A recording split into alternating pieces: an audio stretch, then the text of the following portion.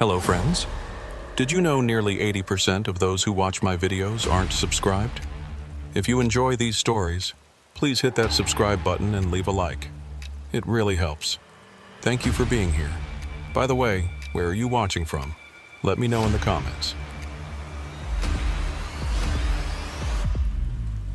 The weather reports had been warning about the storm system moving through West Virginia for 3 days, but Abner Whitlock had a delivery schedule to keep.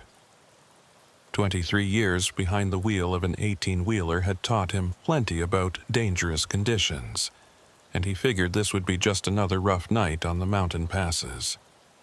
The load of industrial equipment needed to reach Pittsburgh by morning, and the bonus for on-time delivery would cover his daughter's college textbooks for the semester.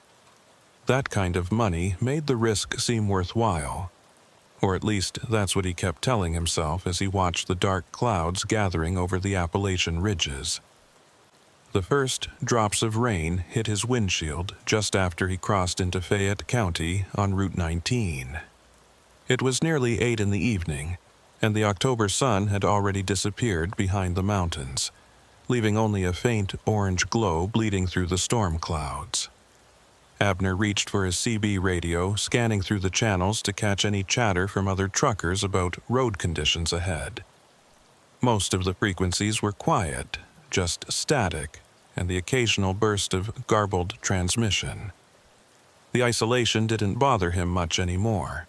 After 2 decades of driving these routes, he'd grown accustomed to the loneliness that came with the territory. But tonight, something about the empty airwaves made him uneasy.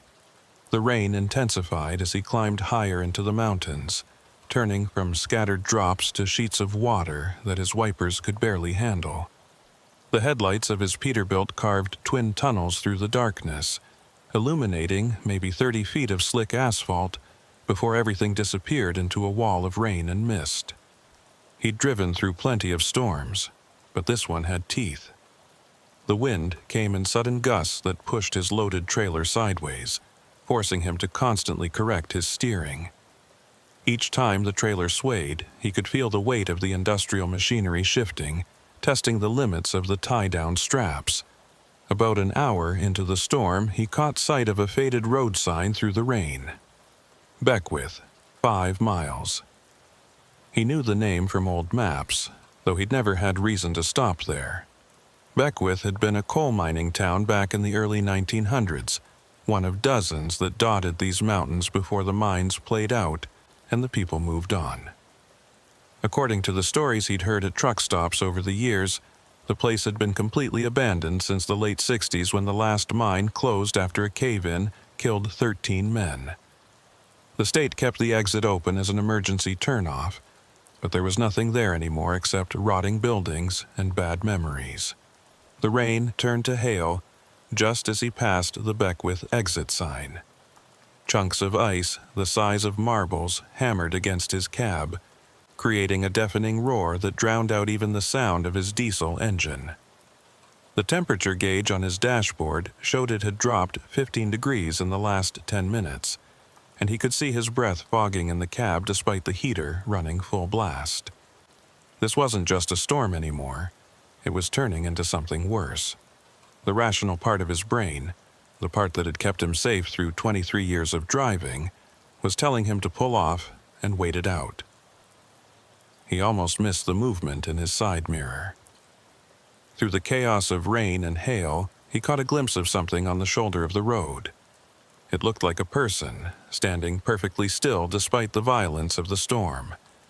No rain gear, no umbrella, just standing there watching his truck pass.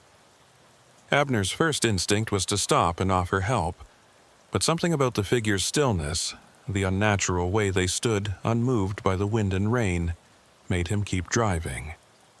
He checked his mirror again, but the figure had already vanished into the darkness behind him. The hail grew larger, golf ball-sized chunks now slamming into his truck with enough force to leave dents. The windshield developed a spiderweb crack in the upper corner, and Abner knew he couldn't keep going.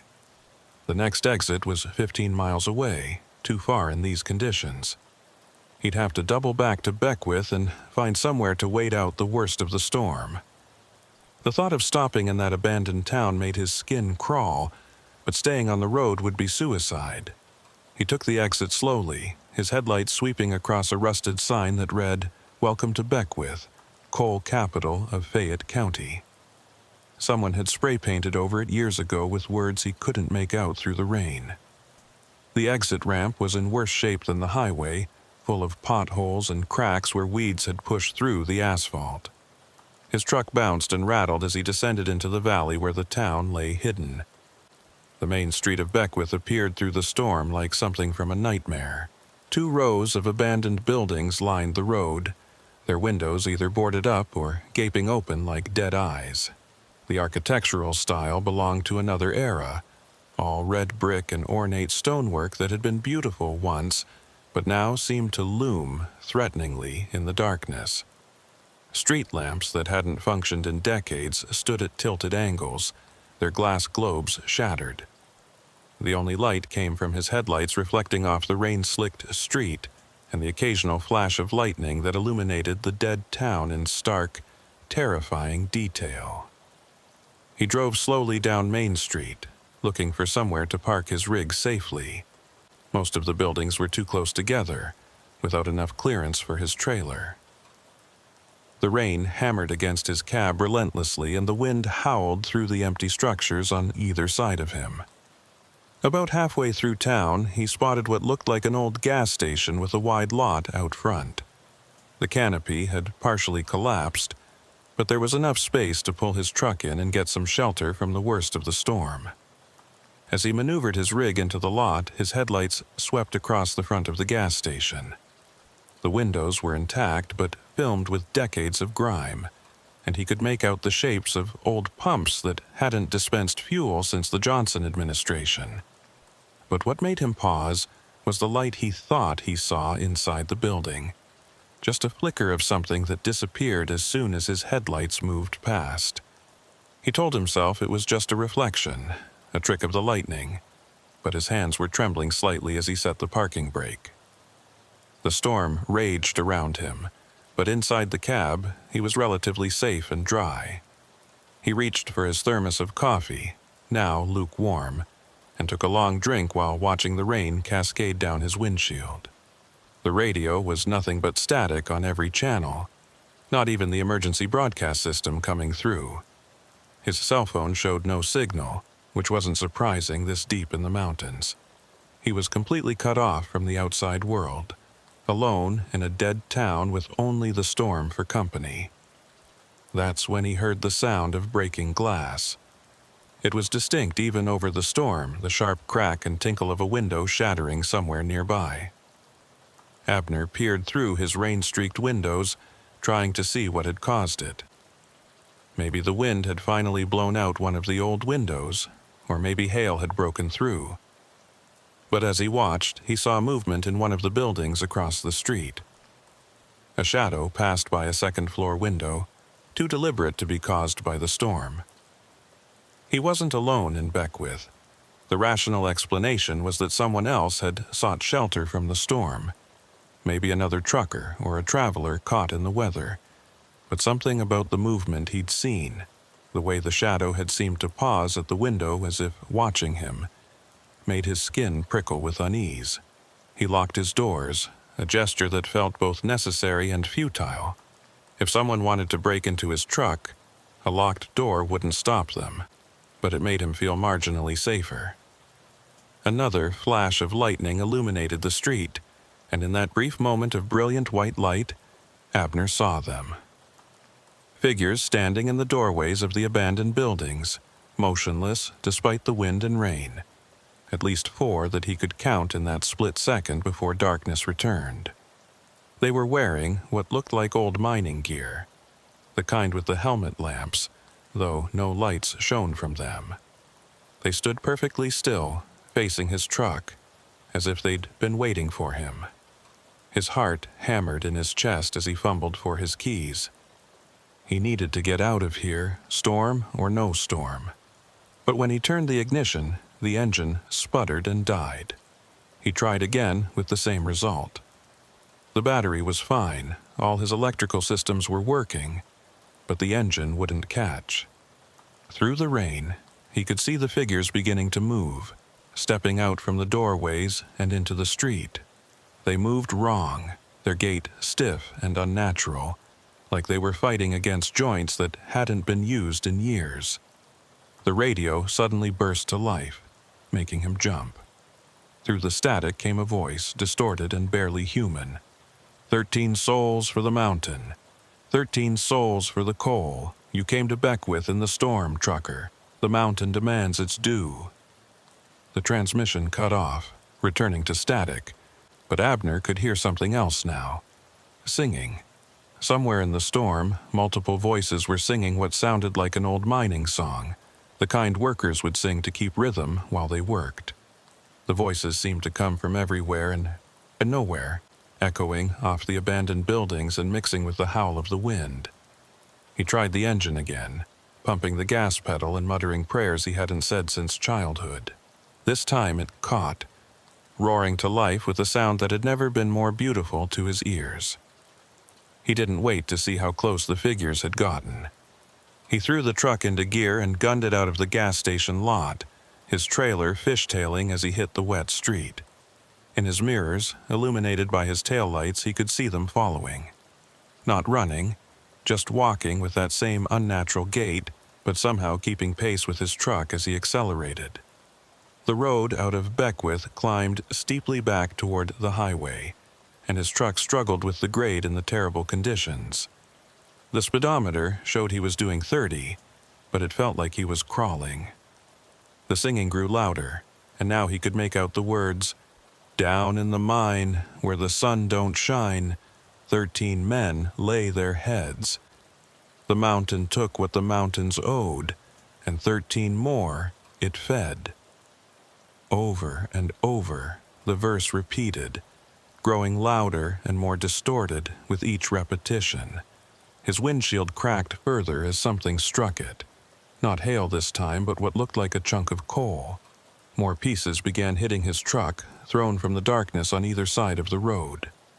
Each impact left a black smear on his windshield, making it harder to see. The figures were still behind him. He could see them every time lightning flashed, maintaining that impossible walking pace that somehow kept them close to his struggling truck.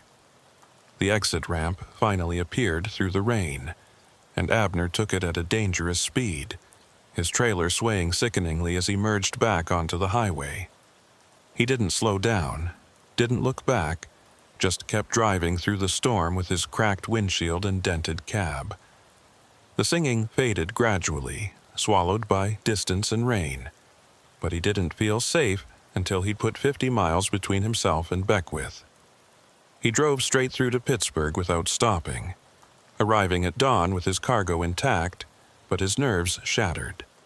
When he told his dispatcher about the detour to Beckwith, the man looked at him strangely. "Beckwith? That exit's been closed for 5 years, Abner. State condemned the ramp after it partially collapsed." But Abner knew what he'd seen, what he'd experienced. The dents in his cab and the coal dust embedded in his windshield cracks were proof enough for him. He found a newspaper article later, searching through online archives during a sleepless night. October 15th, 1968. Mine collapse kills 13 in Beckwith. The date caught his attention. He'd driven through Beckwith on October 15th, exactly 55 years after the disaster. The article mentioned that the bodies were never recovered, the mine shaft having collapsed so completely that rescue efforts were abandoned after a week. 13 miners entombed forever in the mountain, their families left to grieve without even bodies to bury. There was something else in the article that made his blood run cold. A survivor, a man named Foster McQuaid, who'd been running late to his shift that day, told reporters that the mine had been showing signs of instability for weeks. The company had ignored the warnings, pushing the men to keep working despite the danger. "The mountain was angry," McQuaid was quoted as saying. "It had given us its coal for years, and we kept taking more. The mountain always collects what it's owed, one way or another. Abner Whitlock didn't sleep for 3 days after the incident at Beckwith. Every time he closed his eyes, he saw those figures walking through the storm, heard that infernal singing echoing through the mountains. His wife noticed the change immediately when he got home from the Pittsburgh run. The dents in his truck, the coal dust still embedded in the windshield cracks, the way his hands trembled when he tried to drink his morning coffee.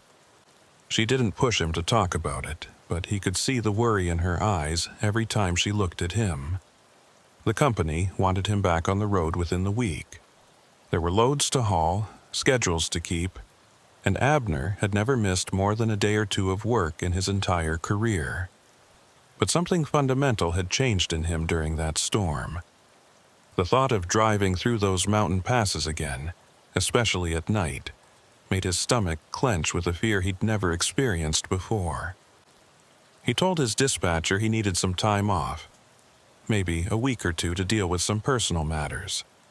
The man wasn't happy about it, but Abner had enough seniority and goodwill built up over the years that they couldn't really refuse him. He spent those days researching, diving deep into the history of Beckwith and the surrounding area. The town library in Charleston had old newspapers on microfilm, and he sat there for hours, scrolling through decades of history, looking for answers to questions he couldn't quite articulate. The mine collapse in 1968 was well documented, but there were other incidents too, stretching back to when the mines first opened in 1902. Cave-ins, explosions, fires that burned for weeks underground. The mountains had claimed hundreds of lives over the years, swallowing men whole and sometimes never giving them back.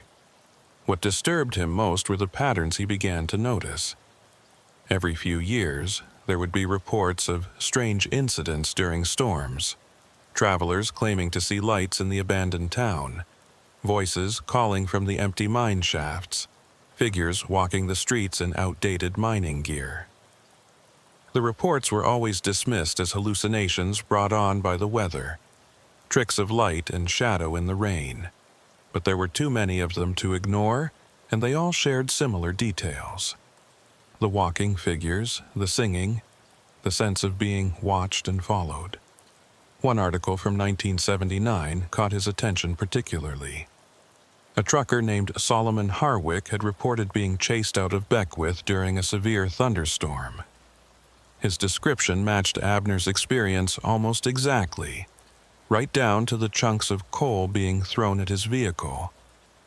Harwick had been so shaken by the experience that he'd quit trucking altogether, moving to Florida and taking a job at a marina. The newspaper had treated it as a human interest story, a curiosity piece about the power of mountain legends to affect the human mind. But Abner knew better. Harwick had seen the same things he had. He tried to find Foster McQuaid, the survivor mentioned in the 1968 article, but the trail went cold after the mid-70s. The man had lived in Beckwith for a few years after the disaster, one of the last holdouts as the town slowly died around him. Then he simply vanished from the records.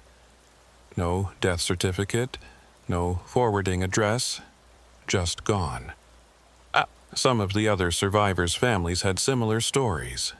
They'd stayed in the area for a while, then disappeared without explanation. It was as if the mountain had eventually claimed them too, just on a delay. His research was interrupted one evening by a phone call from his dispatcher. There was a priority load that needed to go through West Virginia, and they were short on drivers. The regular route would take him within 20 miles of Beckwith, though he wouldn't need to go through the town itself. The pay was double the normal rate, hazard pay for dealing with another storm system that was moving through the area.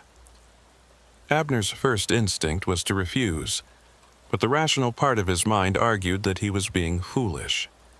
He'd driven these roads for decades without incident. One bad experience shouldn't define his entire career. Against his better judgment, he accepted the job.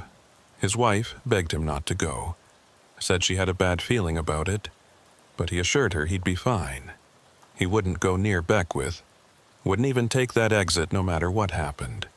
It was just another run through the mountains, something he'd done 1,000 times before.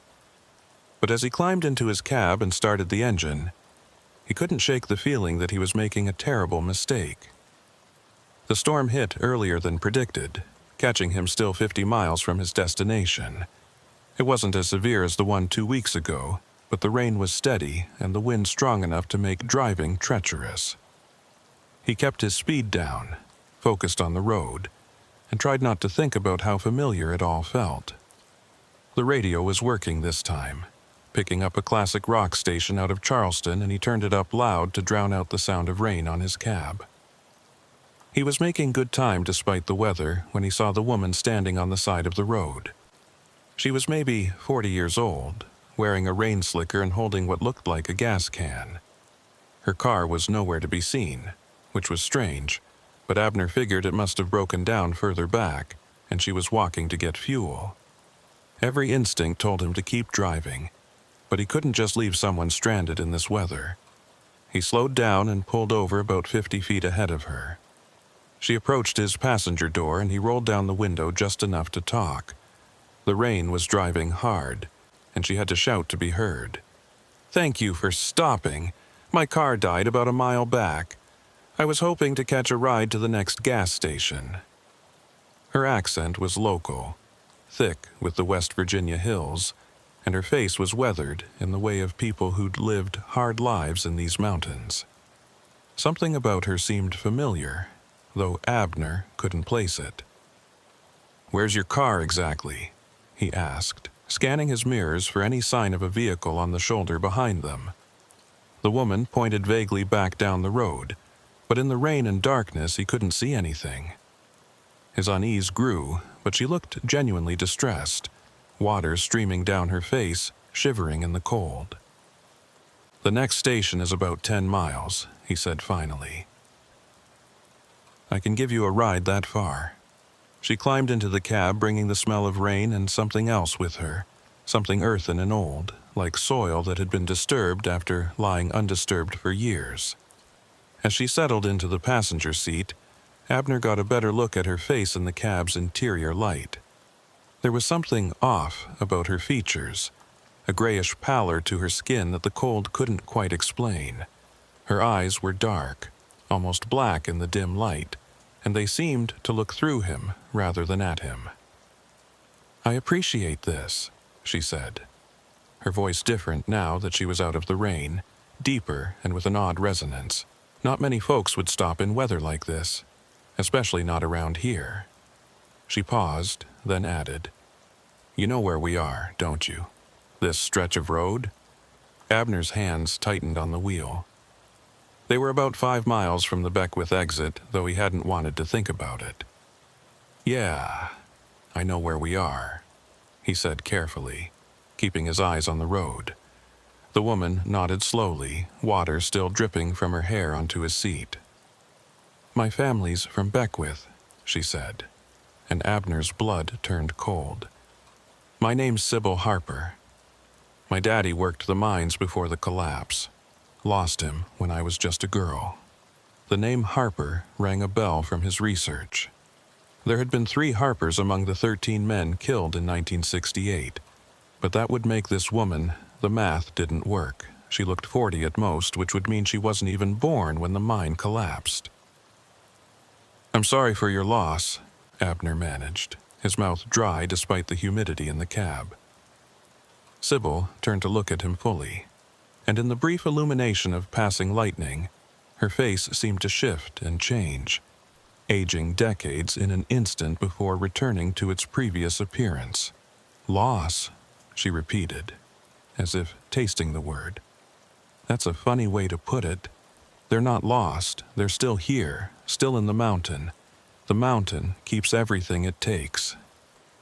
The radio crackled and went to static, then began picking up fragments of what sounded like old transmissions, voices from CB radios that hadn't been used in years.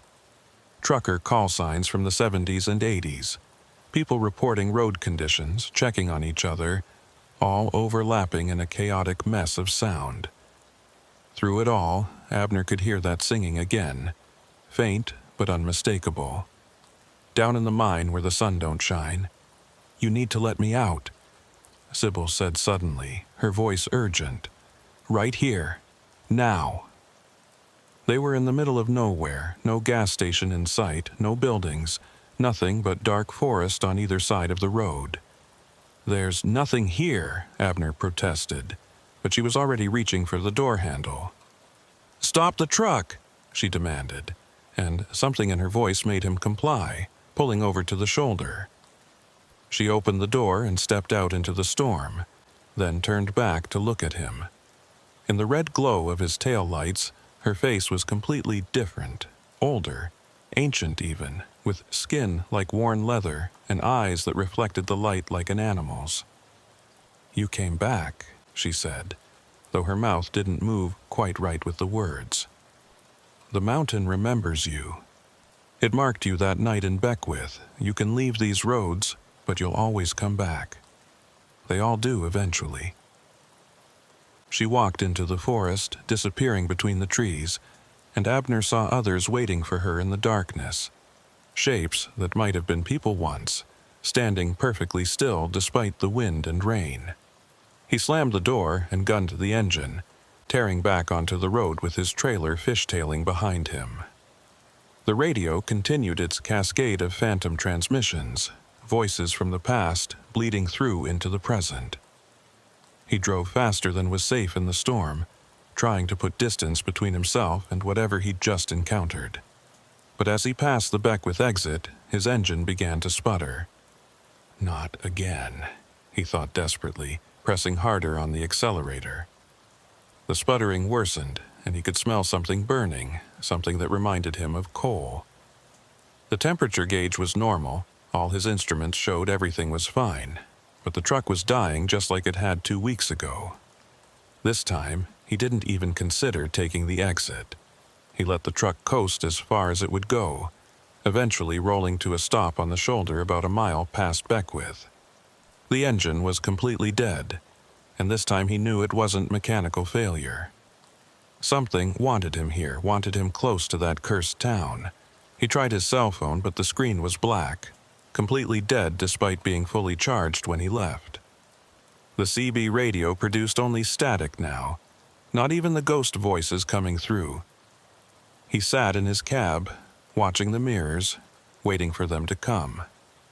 The rain hammered against the windows, and the wind rocked the trailer, but for a long time, nothing else happened. Then he saw the lights. Not headlights from vehicles, but smaller lights, bobbing and weaving through the rain. Mining helmets, he realized. Dozens of them emerging from the forest on both sides of the road, converging on his truck. They moved in that same unnatural way he remembered, stiff and mechanical, as if their bodies were being operated by something that didn't quite remember how human movement worked. As they got closer, he could see their faces, or what remained of them. Gray skin stretched tight over skulls, eyes that were just dark holes, mouths that opened and closed without sound. They were singing, he could feel it more than hear it, the vibration traveling through the ground and into his truck. One of them approached his door, and Abner recognized the uniform despite its deteriorated state. The name tag was still visible. McQuaid. Foster McQuaid. The survivor who had been running late that day in 1968. But he hadn't survived, Abner realized. None of them had survived. The mountain had claimed them all eventually, one way or another, and now they served it, bringing it new offerings. McQuaid raised his hand and knocked on the door. 3 slow, deliberate raps that echoed through the cab. When Abner didn't respond, he knocked again, harder this time. The others had surrounded the truck now, dozens of figures in mining gear, all standing perfectly still in the storm. Waiting. The knocking came again, and this time Abner heard McQuaid's voice, distorted and hollow but still understandable. "Open up, trucker." The mountain wants to meet you properly this time." Abner's hand moved toward the door handle against his will, his muscles responding to something other than his own commands. He fought against it, gripping the steering wheel with his other hand, but the compulsion was strong. The door locks clicked open by themselves and the door began to swing wide. The storm rushed in, carrying with it the smell of coal dust and decay, and Foster McQuaid stood there, his hollow eyes somehow still capable of expressing a terrible patience. "You can't fight the mountain," McQuaid said, his voice coming from everywhere and nowhere at once. "It's been here longer than anything else, older than the towns, older than the roads. We dug too deep, took too much, and now we belong to it.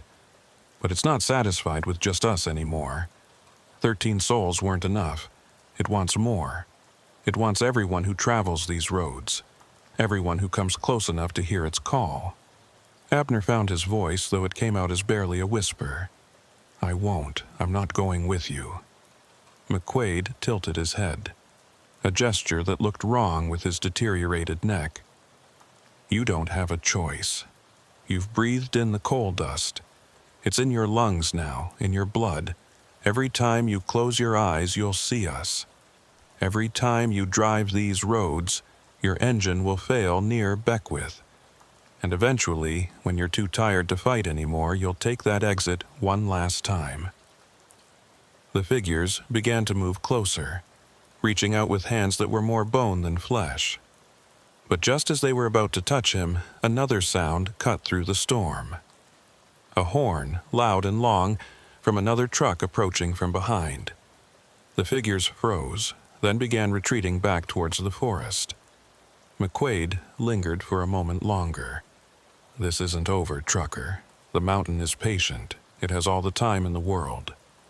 The rescue truck pulled up behind Abner's rig, and a driver jumped out, running through the rain with a flashlight. By the time he reached Abner's cab, the figures were gone, melted back into the darkness of the forest. The driver helped Abner get his truck started, following him the rest of the way to his destination to make sure he made it safely. Abner didn't tell him about the figures or McQuaid. How could he? Who would believe him? But the worst part was what he found when he got home. In researching Foster McQuaid more thoroughly, digging through genealogy websites and old census records, he discovered something that made his blood freeze. McQuaid had had a daughter, born in 1950. Her name was Sybil, and she'd married a man named Harper in 1971. According to the records, she'd died in a car accident in 1985, on the road near Beckwith during a severe thunderstorm. Her body was never recovered. The woman he'd picked up, the one who'd sat in his cab and spoken to him, had been dead for almost 40 years, but somehow the mountain had sent her to him, used her to deliver its message. And now, every night when he tried to sleep, he could feel the coal dust in his lungs, hear the singing in the distance, and know that McQuaid had been right. The mountain had marked him, and sooner or later he would return to Beckwith. They all did eventually. He quit trucking after that, took a job at a warehouse in town where he never had to drive at night, never had to go near the mountains.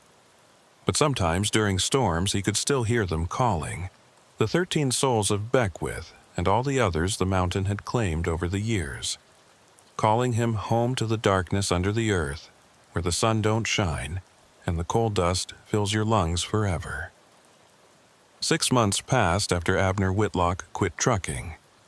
6 months of warehouse work and sleepless nights and trying to convince himself that what happened on those mountain roads had been some kind of breakdown, a hallucination brought on by too many years of solitary driving. His wife watched him deteriorate, saw how he jumped at shadows and avoided driving anywhere after dark. She suggested therapy, maybe medication, but Abner knew that no psychiatrist could help with what plagued him. The coal dust in his lungs was real, even if no X-ray could detect it. The singing in his dreams was real, even if no one else could hear it. The warehouse job paid less than half what he'd made as a trucker, and the bills were piling up. His daughter's college tuition was due, the mortgage payment was late, and his wife had started taking extra shifts at the hospital to make ends meet. Every day, his old dispatcher would call, offering him premium rates to come back, promising the best routes that avoided the mountains entirely. But Abner knew better. He understood now that the mountain's reach extended beyond geography. Once it marked you, distance was just an illusion. It was his daughter who finally broke his resolve. She came home from college for Thanksgiving, and he could see the worry in her eyes when she looked at him. He'd lost 30 pounds, his hair had gone completely gray, and his hands shook constantly now. Over dinner, she mentioned that she might have to drop out, take a semester off to work, and save money. The scholarship covered tuition, but not books or housing, and her part-time job at the campus library wasn't enough. The look of disappointment in her eyes, the death of dreams he saw there, was worse than any supernatural terror. The next morning, he called his dispatcher. There was a high-paying route available, hauling medical equipment from Atlanta to Cleveland. It would take him through West Virginia, but on the interstate, a good 40 miles from Beckwith. The dispatcher promised it would be a daylight run, no night driving required. The pay would cover his daughter's expenses for the entire semester. Abner's hand shook as he held the phone, but he heard himself accepting the job. His wife pleaded with him not to go, said the money wasn't worth it, that they'd figure something else out. But Abner had already made up his mind. He'd face the mountain one more time, prove to himself that its hold over him was just psychological, just trauma that he could overcome. He spent the week before the run preparing, buying new maps that showed alternate routes, checking and double-checking weather forecasts, making sure his truck was in perfect mechanical condition. He even went to church for the first time in 20 years, though he wasn't sure if any god had power over something as old and dark as what lived in those mountains. The morning of the run dawned clear and bright, not a cloud in the sky. The weather forecast showed clear conditions for the next 3 days, no storm systems anywhere near the Appalachians. Abner kissed his wife goodbye, trying not to notice how she clung to him like she might never see him again, and climbed into his cab. The engine started smooth and strong, all systems running perfectly. He pulled out of the depot, telling himself this was just another run, just another day of work. The first few hours went perfectly. Traffic was light, the weather held, and his truck ran like a dream. He made good time through Georgia and into Tennessee, stopping only for fuel and coffee. The mountains rose around him as he entered the Appalachians, but in daylight they seemed less threatening, just ancient rocks covered in autumn trees. He kept the radio on, scanning through stations to keep his mind occupied, refusing to let the silence creep in. It was near the Virginia-West Virginia border when things started to go wrong. First, his radio began picking up static, brief interruptions in the music that lasted just long enough to be noticeable. Then his GPS started glitching, showing his position jumping around on the map, sometimes placing him miles from where he actually was. The temperature gauge flickered, showing normal one moment and redlined the next, though the engine temperature was clearly fine. He was still 40 miles from Beckwith, taking the interstate route that bypassed it entirely, when he saw the first sign. It was new, or at least looked new, professional highway signage that read, "Beckwith Historical Site. Next exit. Experience the mining heritage of West Virginia." His blood went cold. There had never been a historical site at Beckwith. The town had been abandoned for over 50 years, left to rot in the valley. But there was the sign, official and undeniable. More signs appeared as he drove. Beckwith Mining Museum, 2 miles. Historic Beckwith, preserved mining town next right. Each one looked perfectly legitimate, the kind of brown historical markers you'd see at any heritage site. But Abner knew they were lying. There was no museum, no preserved anything, just an abandoned town full of shadows and things that should be dead. His phone rang, which should have been impossible since he'd turned it off before leaving, specifically to avoid distractions. The screen showed a number he didn't recognize, a local West Virginia area code. Against his better judgment, he answered it. The voice on the other end was Foster McQuaid's, hollow and distant, but unmistakable. "You're getting close, trucker. The mountain's been preparing for you. It's moved things around, made some changes. You can take the interstate all you want, but all roads lead to Beckwith now." The line went dead before Abner could respond. He threw the phone onto the passenger seat and pressed harder on the accelerator. He just needed to get past this section, get through West Virginia and into Ohio. A few more hours, and he'd be safe. But as he rounded the next curve, he saw something that made his heart stop. The interstate ahead was blocked, not by traffic or an accident, but by what looked like a massive coal slide that had covered all 4 lanes. Official detour signs directed traffic off the next exit, which according to the sign led to Beckwith. He pulled over to the shoulder, his hands shaking as he grabbed his atlas. The map showed the interstate clear and unobstructed. No alternate routes in this area except through the mountain passes. But the coal slide was undeniably real, black rock piled 20 feet high across the highway. Other vehicles were already taking the detour, following the signs without question. Abner watched them go, normal people in normal cars, having no idea what they were driving toward. He had 2 choices: turn back, abandon the run and the money his daughter needed, or follow the detour through Beckwith. The rational part of his mind said the town couldn't hurt him in broad daylight, with other traffic around. Whatever haunted that place seemed bound to storms and darkness, but his instincts screamed at him to turn around, to get as far from here as possible. A state trooper pulled up behind him, lights flashing. The officer approached his window, looking tired and irritated. "You need to keep moving, sir. Can't have trucks blocking the shoulder. Detour's clearly marked." Abner wanted to warn him, to explain why the detour was dangerous, but how could he? The officer would think he was insane. "How long has the road been blocked?" Abner asked instead. The trooper looked confused. "Blocked? What are you talking about? Road's clear ahead." Abner looked forward, and his heart sank. The coal slide was gone. The interstate stretched clear and empty ahead, no obstruction in sight. But the detour signs remained, and now the trooper was directing him toward them. "Take the detour, sir.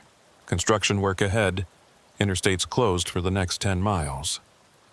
The officer's eyes were wrong, Abner realized. They had that same hollow quality he'd seen in McQuaid's face, like something was looking out through them that wasn't quite human. With no choice, Abner followed the detour signs. The exit ramp curved down into a valley he didn't remember from his previous trips, though he must have passed it hundreds of times. The road was newer than it should be, smooth asphalt with fresh yellow lines, not the cracked and weed-choked pavement he remembered. Other vehicles traveled alongside him, but their windows were dark, and he couldn't see the drivers inside. The signs for Beckwith began immediately. "Welcome to historic Beckwith, a living monument to West Virginia's mining heritage." The road wound down into the valley, and Abner could see the town ahead, but it wasn't the abandoned ruin he remembered. Buildings that had been collapsing were now restored, painted in bright colors that belonged to another era. The streets were clean, lined with functioning street lamps that shouldn't exist, and there were people, dozens of them, walking the sidewalks in period clothing like actors at a historical recreation. He drove slowly down Main Street, his truck seeming out of place among the restored storefronts and carefully maintained facades. The gas station where he'd parked during the storm was now a gleaming vintage service station, complete with attendants in 1950s uniforms. The other vehicles that had taken the detour were nowhere to be seen, as if they'd simply vanished once they entered the town. A woman stepped into the street ahead of him, forcing him to stop. It was Sybil Harper, but not as she'd appeared in his truck that night. She looked younger, healthier, dressed in a pristine 1960s dress with her hair perfectly styled. She walked to his driver's side window and smiled, an expression that didn't reach her eyes. "Welcome back, Mr. Whitlock. We've been preparing for your visit. The museum is just ahead, in the old company store. Foster's waiting for you there." Abner kept his hands on the wheel, fighting the urge to floor it and try to escape. "This isn't real," he said, his voice barely above a whisper. Sybil's smile widened, showing too many teeth. "Real is a funny concept, Mr. Whitlock. This town is as real as the mountain wants it to be. Some days it's ruins, some days it's like this. Today, for you, it's showing its best face. The museum has something special prepared, just for you." She stepped back, gesturing for him to continue forward. The other pedestrians had stopped walking and were all facing his truck now, watching with those hollow eyes. Men in mining gear, women in vintage dresses, children in old-fashioned school clothes.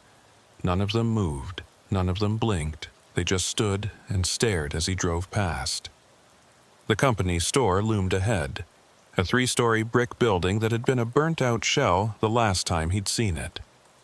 Now it stood pristine, with Beckwith Mining Museum painted in gold letters above the entrance. The parking lot was empty except for a single vehicle, an old pickup truck that looked familiar. As Abner pulled in, he realized it was the same truck that had stopped that first night, the one driven by the man who'd offered to help him. He sat in his cab for a long moment, engine idling, debating whether to go inside. But he knew he didn't really have a choice. The mountain had orchestrated this, brought him here for a purpose. Until he faced whatever was in that museum, it wouldn't let him leave. Every road would lead back to Beckwith. Every detour would circle around to this moment. The museum's front door was open, spilling cool air that smelled of coal dust and something else, something organic and wrong. Abner climbed down from his cab, his legs unsteady, and walked toward the entrance. The street behind him had gone completely silent, even the sound of his still-running truck seeming muffled and distant. At the threshold, he paused, looking back to see all the townspeople had moved closer, forming a semicircle around his truck. Inside, the museum was dark despite the daylight outside. Display cases lined the walls, filled with mining equipment, old photographs, and newspaper clippings. But the photos were wrong. They showed faces he recognized, people who shouldn't be in pictures from the early 1900s. His own face stared back at him from a group photo labeled Beckwith Mining Crew, 1913. In the image, he stood among 13 miners, all with those hollow eyes, all wearing expressions of terrible resignation. Foster McQuaid emerged from the shadows between displays, looking more solid than he had during their last encounter. He wore a suit now, formal and old-fashioned, like a funeral director from another era. "Welcome to our museum, Mr. Whitlock. We've been collecting for a long time. Every person who's driven these roads, everyone who's been touched by the mountain, has a place here. Your place has been waiting since before you were born." The displays changed as Abner watched, the photographs shifting to show different scenes. His truck appearing in images from the 1930s, 1980s, 1950s. Always the same truck, always with him at the wheel, even in pictures that predated his birth by decades. In some images he was alone. In others, shadowy figures filled his cab, passengers he didn't remember picking up. "The mountain exists outside of time," McQuaid explained, his voice echoing strangely in the dark space. "Past, present, future. They're all the same to it. Everyone who travels these roads has always traveled them, will always travel them. You've been driving through Beckwith for 100 years, Mr. Whitlock. You just don't remember all of it yet. A display case near the back contained personal effects. Abner's wallet, though he could feel it still in his pocket. His wedding ring, though it was still on his finger. His daughter's college acceptance letter, aged and yellowed as if it were decades old. And a death certificate, dated October 15th, 1968, listing Abner Whitlock among the 13 miners killed in the collapse.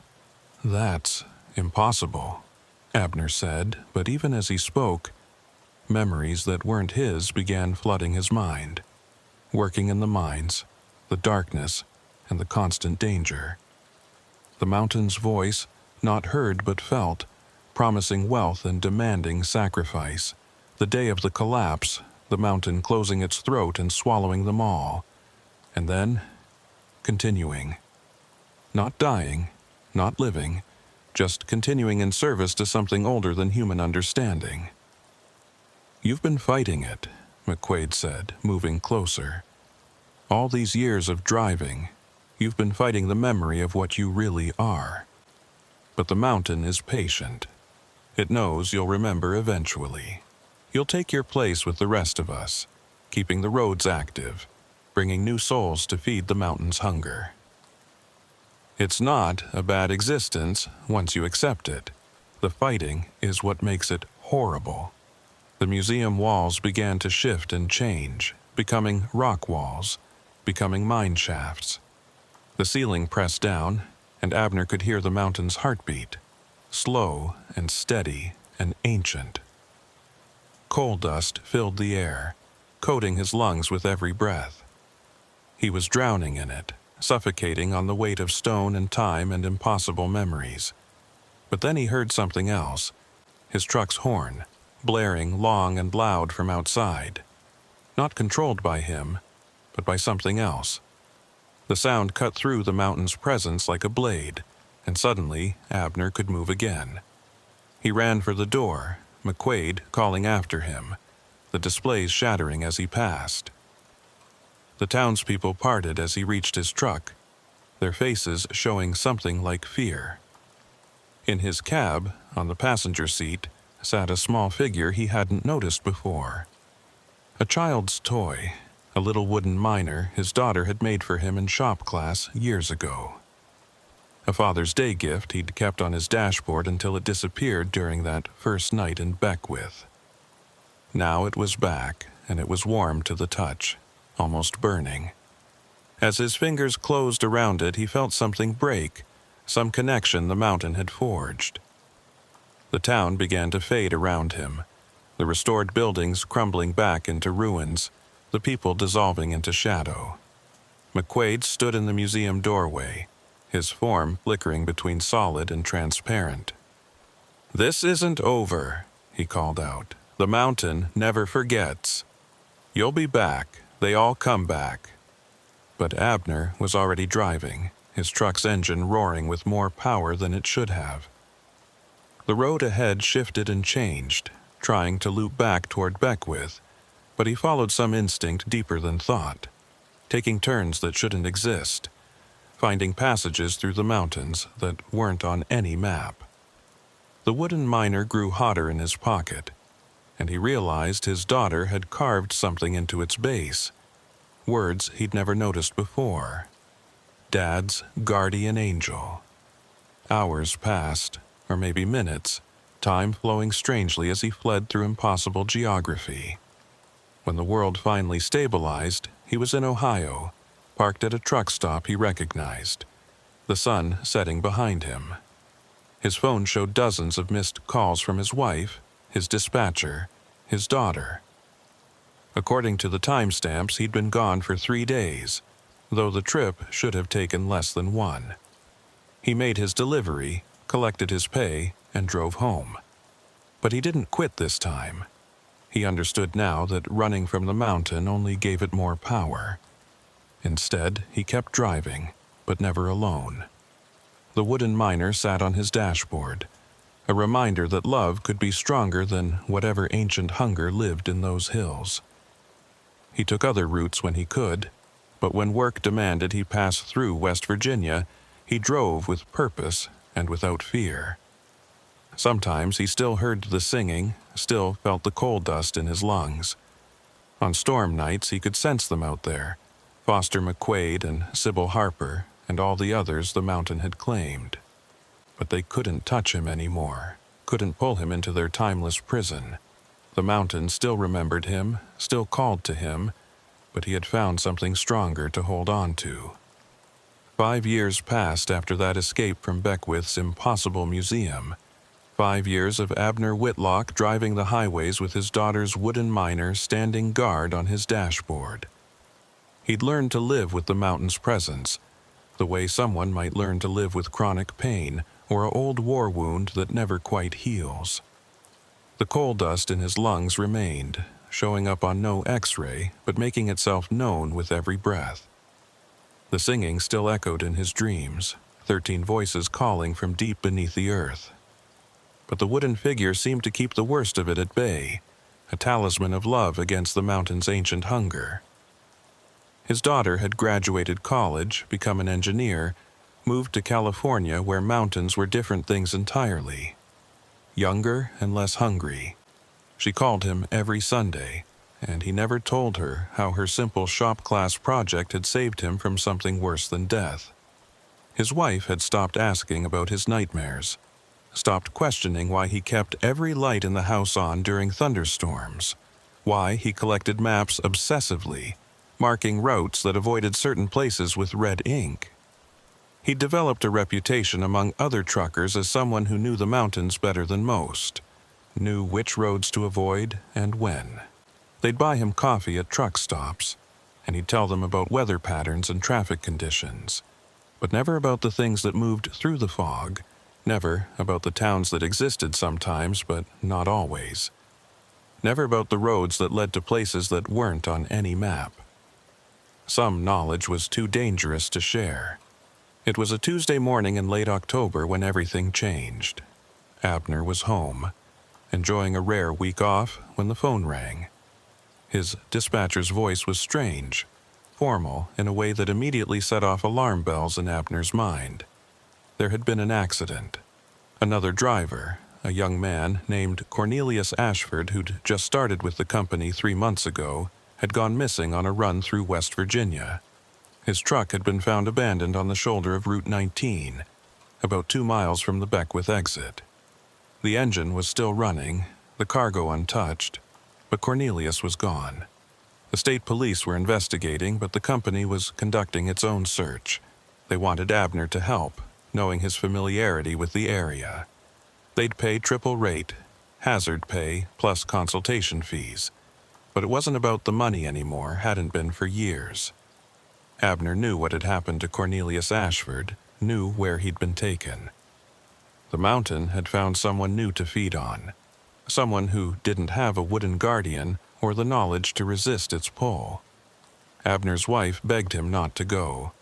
She'd seen what those mountains did to him, how they aged him beyond his years, how they haunted him even hundreds of miles away. But Abner had already made up his mind. He couldn't leave that young man to the mountain's mercy, couldn't let another soul be added to the 13 that already served that ancient hunger. He packed his truck with things that might help. Road flares, emergency lights, mirrors, anything that might disrupt the darkness that clung to Beckwith. And, of course, the wooden miner, which he wrapped carefully and placed in his jacket pocket. The drive to West Virginia felt different this time. The mountains didn't loom threateningly, but seemed to watch with anticipation, as if they knew something Abner didn't. The weather was clear, almost unnaturally so. The October sky a brilliant blue that belonged more to spring than autumn. His truck ran perfectly. No mechanical issues, no mysterious failures. Even the radio stayed clear, playing classic rock without a hint of static or ghostly transmissions. It felt like a trap, like the mountain was luring him in with false safety. He reached the spot where Cornelius's truck had been found just as the sun was beginning to set. The vehicle had already been towed, but Abner could see the marks on the shoulder, could smell something in the air that didn't belong. Coal dust, of course, but something else, too. Sulfur, maybe, or the scent of rocks that had been deep underground for so long they'd forgotten what sunlight was. He parked his truck and got out, the wooden miner warm in his pocket. The Beckwith exit was visible from where he stood, and for the first time in 5 years he could see lights down in the valley. Not the restored fake town he'd encountered before, but something else. Work lights, the kind used in mining operations. The mountain was active again, or at least pretending to be. As he watched, he saw other vehicles taking the exit. Regular cars and trucks, their drivers seemingly oblivious to what they were heading toward. He followed them down, driving slowly, every nerve on high alert. The road was different again. Neither the deteriorated pathway he'd first encountered, nor the pristine asphalt of the museum visit. This time it was functional but worn, like a working road that saw regular use. As he descended into the valley, he could hear machinery, the rumble and clank of mining equipment that should have been silent for over 50 years. Beckwith had transformed again. This time it appeared as a working mining town, circa 1968, just before the disaster. The buildings were functional but showing their age, the streets busy with people in period-appropriate clothing. But these weren't the hollow-eyed phantoms he'd encountered before. These people seemed real, solid, unaware that they were living in a time that had already passed. He saw children playing in yards, women hanging laundry, men heading home from their shifts with coal dust on their faces and lunch pails in their hands. The mining operation was in full swing at the far end of town. The entrance to the main shaft was lit up like daylight, and Abner could see men going in and out, the cable cars carrying coal up from the depths. Among them, looking confused and terrified, was Cornelius Ashford. He was dressed in mining gear that didn't fit quite right, being led by 2 older miners toward the shaft entrance. Even from a distance, Abner could see the young man was fighting, trying to pull away, but the miners held him firm. Abner parked his truck and started running toward the mine entrance. The townspeople didn't react to him, didn't even seem to see him. He was like a ghost in their recreated world, invisible to everyone except those who were already claimed by the mountain. As he got closer to the mine, Foster McQuaid stepped out of the shadows, blocking his path. He looked more solid than ever, more real, as if the mountain's power was growing stronger. "You came back," McQuaid said, and there was something like satisfaction in his voice. "I knew you would. The mountain knew you would. That boy, Cornelius, he's just the beginning. The mountain is hungry after all these years of slim feeding. It wants what it was promised back in 1968. 13 souls weren't enough. It wants hundreds, thousands. Everyone who travels these roads will eventually find their way here." "Let him go," Abner said, his hand closing around the wooden miner in his pocket. The figure was almost too hot to touch now, burning through the fabric. "Take me instead if you need someone. I'm already marked, already halfway claimed. Let the boy go." McQuaid laughed, a sound like rocks grinding together deep underground. "You think you can bargain with the mountain? You think your little trinket protects you? That wooden toy only works because the mountain allows it, because it finds your resistance amusing. But the game is ending now. The boy will go down into the mine and he won't come back up. Neither will you if you try to stop it." But Abner was already moving, pushing past McQuaid, who seemed surprised that he could be touched at all. The miners at the entrance turned toward him, their faces shifting from human to something else, something made of shadow and coal dust. Cornelius saw him and called out, hope flashing in his eyes. Abner grabbed the young man's arm, pulling him away from the miners, and for a moment it seemed like they might escape. Then the ground began to shake. Not an earthquake, but something more deliberate, like the mountain was adjusting itself, repositioning its bones. The mine entrance began to collapse, not in the chaotic way of a natural cave-in, but with purposeful precision, stones falling to create a new configuration. The townspeople finally noticed them, turning as one to stare with eyes that had gone completely black. They began walking toward the mine, all of them, men, women, children, moving with that same mechanical gait Abner remembered. "Run!" Abner shouted, pushing Cornelius toward where he'd parked his truck. But the young man was in shock, his legs barely working, stumbling and falling every few steps. The townspeople were getting closer, and behind them, Abner could see others emerging from the mine, the 13 original victims, still in their mining gear, their faces those of corpses that refused to acknowledge their death. They moved faster than the others, with purpose and terrible intent. The wooden miner in Abner's pocket suddenly burst into actual flames, burning through his jacket. He pulled it out, and it was glowing like a coal from a forge, but somehow not burning his hand. Light poured from it, warm and golden, nothing like the harsh white of the mining lights. The approaching figure stopped, seeming to recoil from the light. Even McQuaid, who had been following them, took a step back. "That won't last," McQuaid called out. "The mountain is older than love, older than hope. Your daughter's protection is burning itself out. When it's gone, you'll have nothing left to shield you." But Abner wasn't listening. He was remembering something his daughter had said when she gave him the figure, something he'd dismissed as a child's fancy at the time. "I carved it from wood that grew over coal," she'd said. "The man at the craft store said it was from an old mine site that got reclaimed by forest. I thought it was perfect for you, Dad, something that grew from darkness into light." The wood was from here, from these mountains, from places where the coal had been taken and nature had reclaimed its territory. It wasn't just a token of love. It was the mountain's own substance transformed, proof that even the oldest darkness could be overcome. Abner held the burning figure high, and its light grew stronger, spreading outward in waves that made the phantom townspeople fade like shadows at sunrise. "Cornelius," Abner said, his voice steady despite everything, "I need you to listen to me very carefully. This place isn't real, not in the way we understand real. It's a memory, a wound in time that won't heal. But memories can be changed. Wounds can be closed.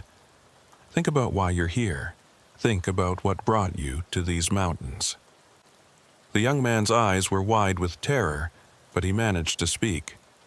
"My grandfather, he died in these mountains, in a mine collapse, October 15th, 1968.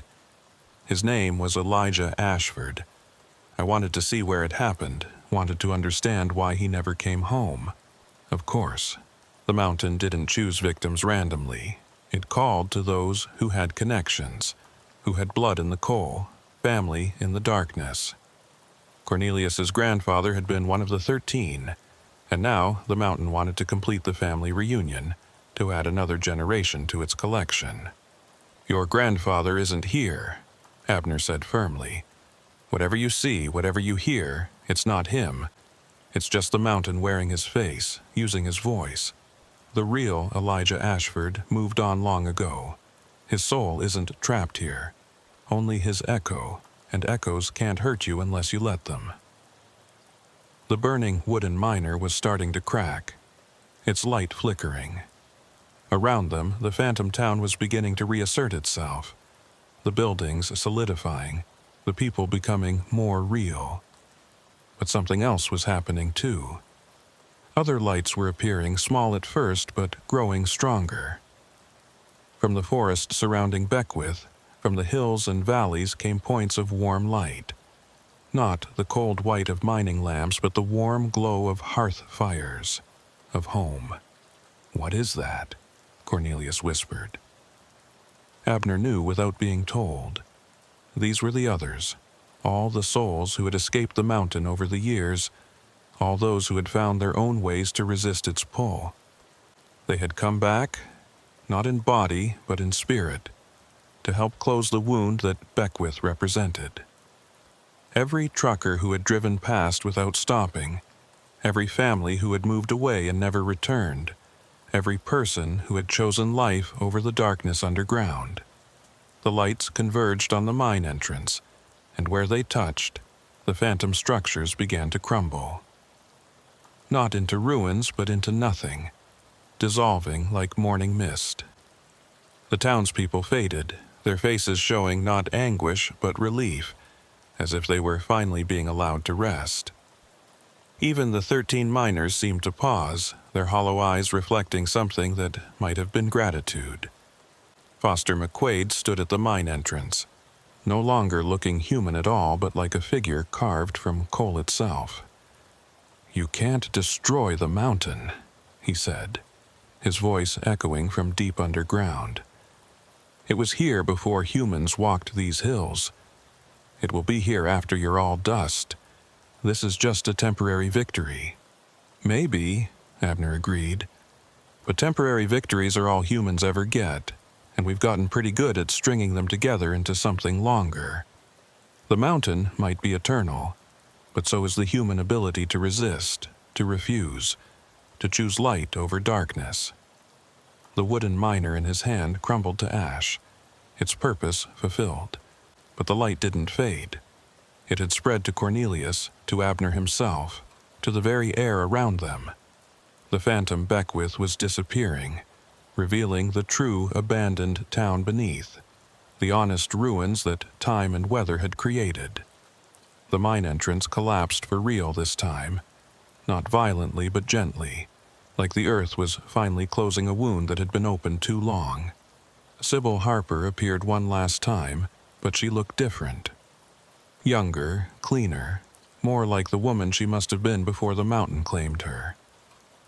"Thank you," she said, her voice no longer hollow but filled with warmth. "The families can rest now. The debt is paid. The mountain will sleep for a while." She faded like the others, but her departure felt like a blessing rather than a haunting. Abner and Cornelius stood in the real Beckwith, abandoned and crumbling but no longer haunted. The sun was rising, painting the mountains gold and green, and birds were singing in the trees that had grown up through the old buildings. The mountain was still there, would always be there, but its hunger had been sated, or at least suppressed. The wound had been cauterized, if not healed.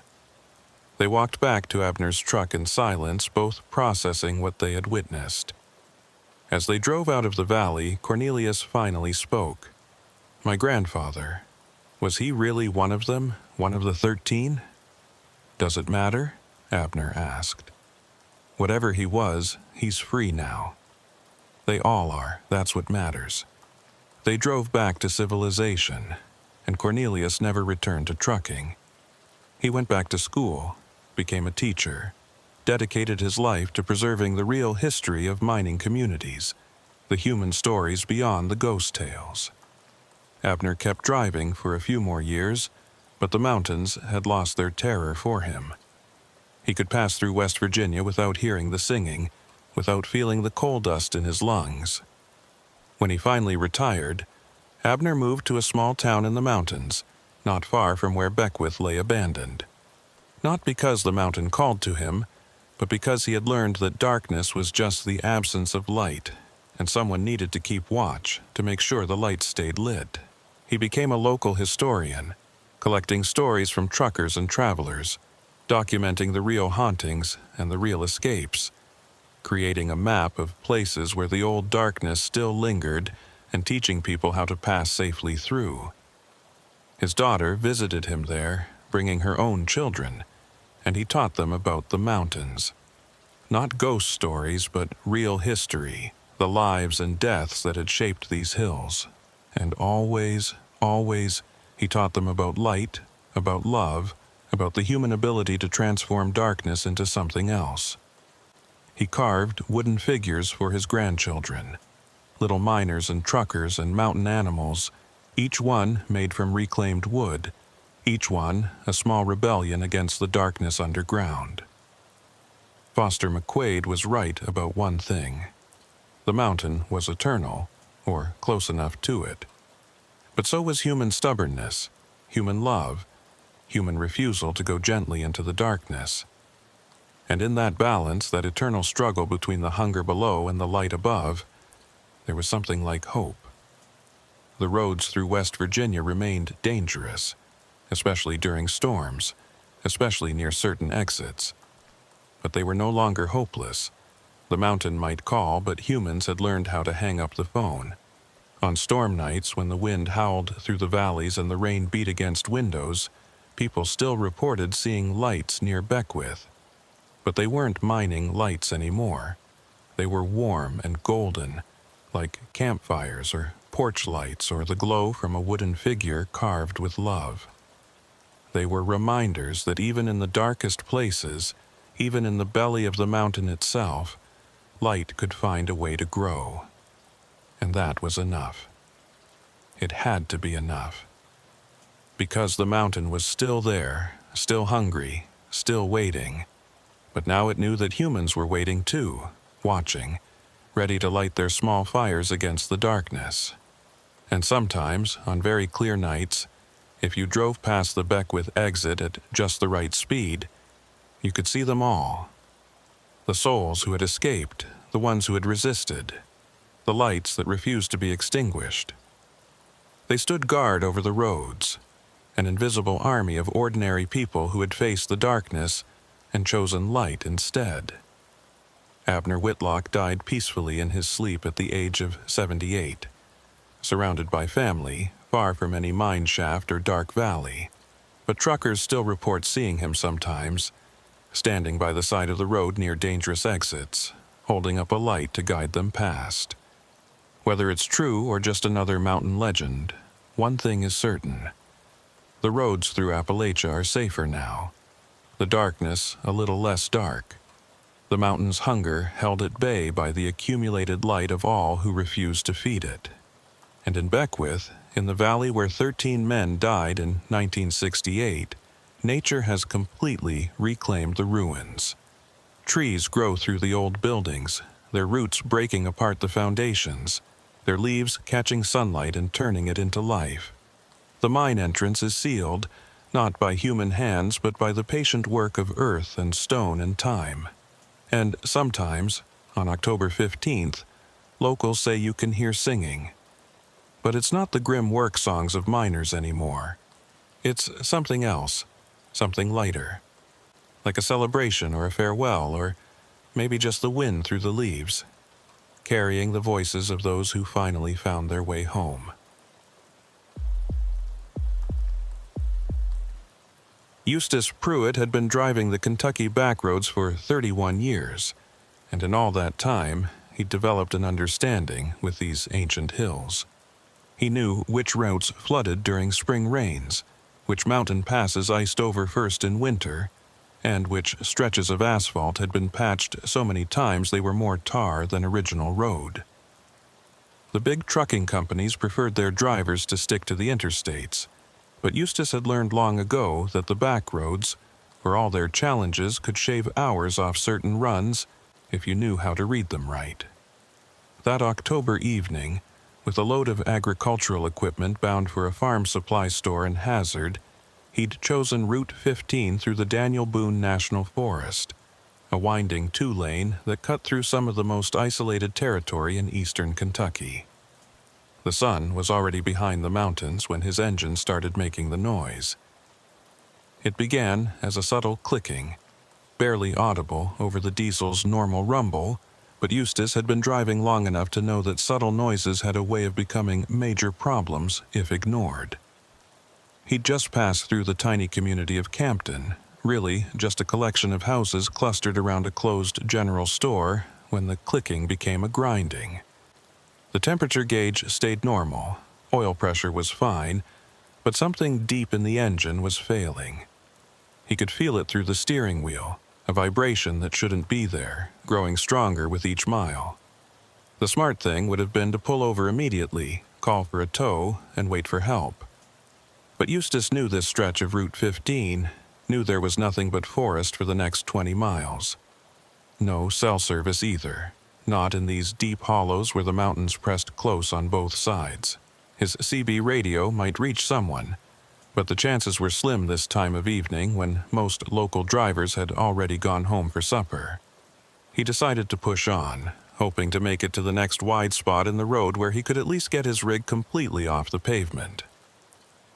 The grinding got worse, and then came the smoke. Not much at first, just wisps of white vapor from under the hood, but Eustace knew he was done. He spotted a gravel pull-off ahead, probably an old logging road entrance, and managed to coast his dying truck into it just as the engine seized completely. The sudden silence was overwhelming.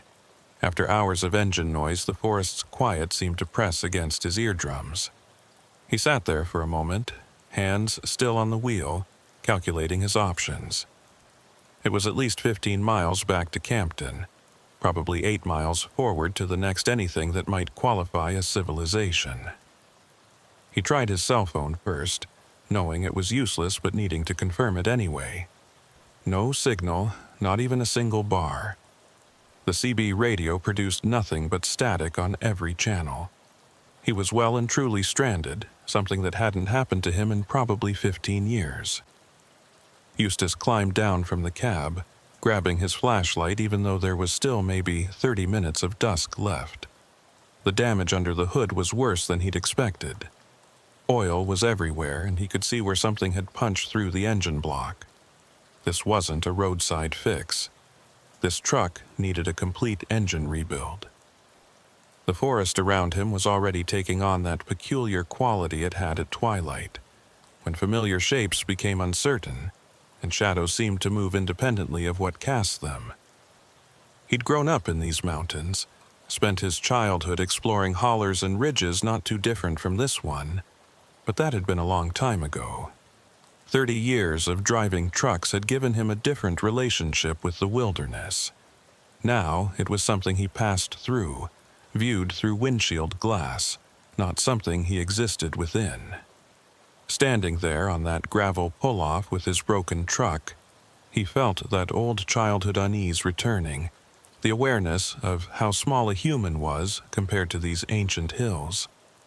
He was weighing his options, debating whether to start walking back toward Campton or wait until morning when he heard the voice.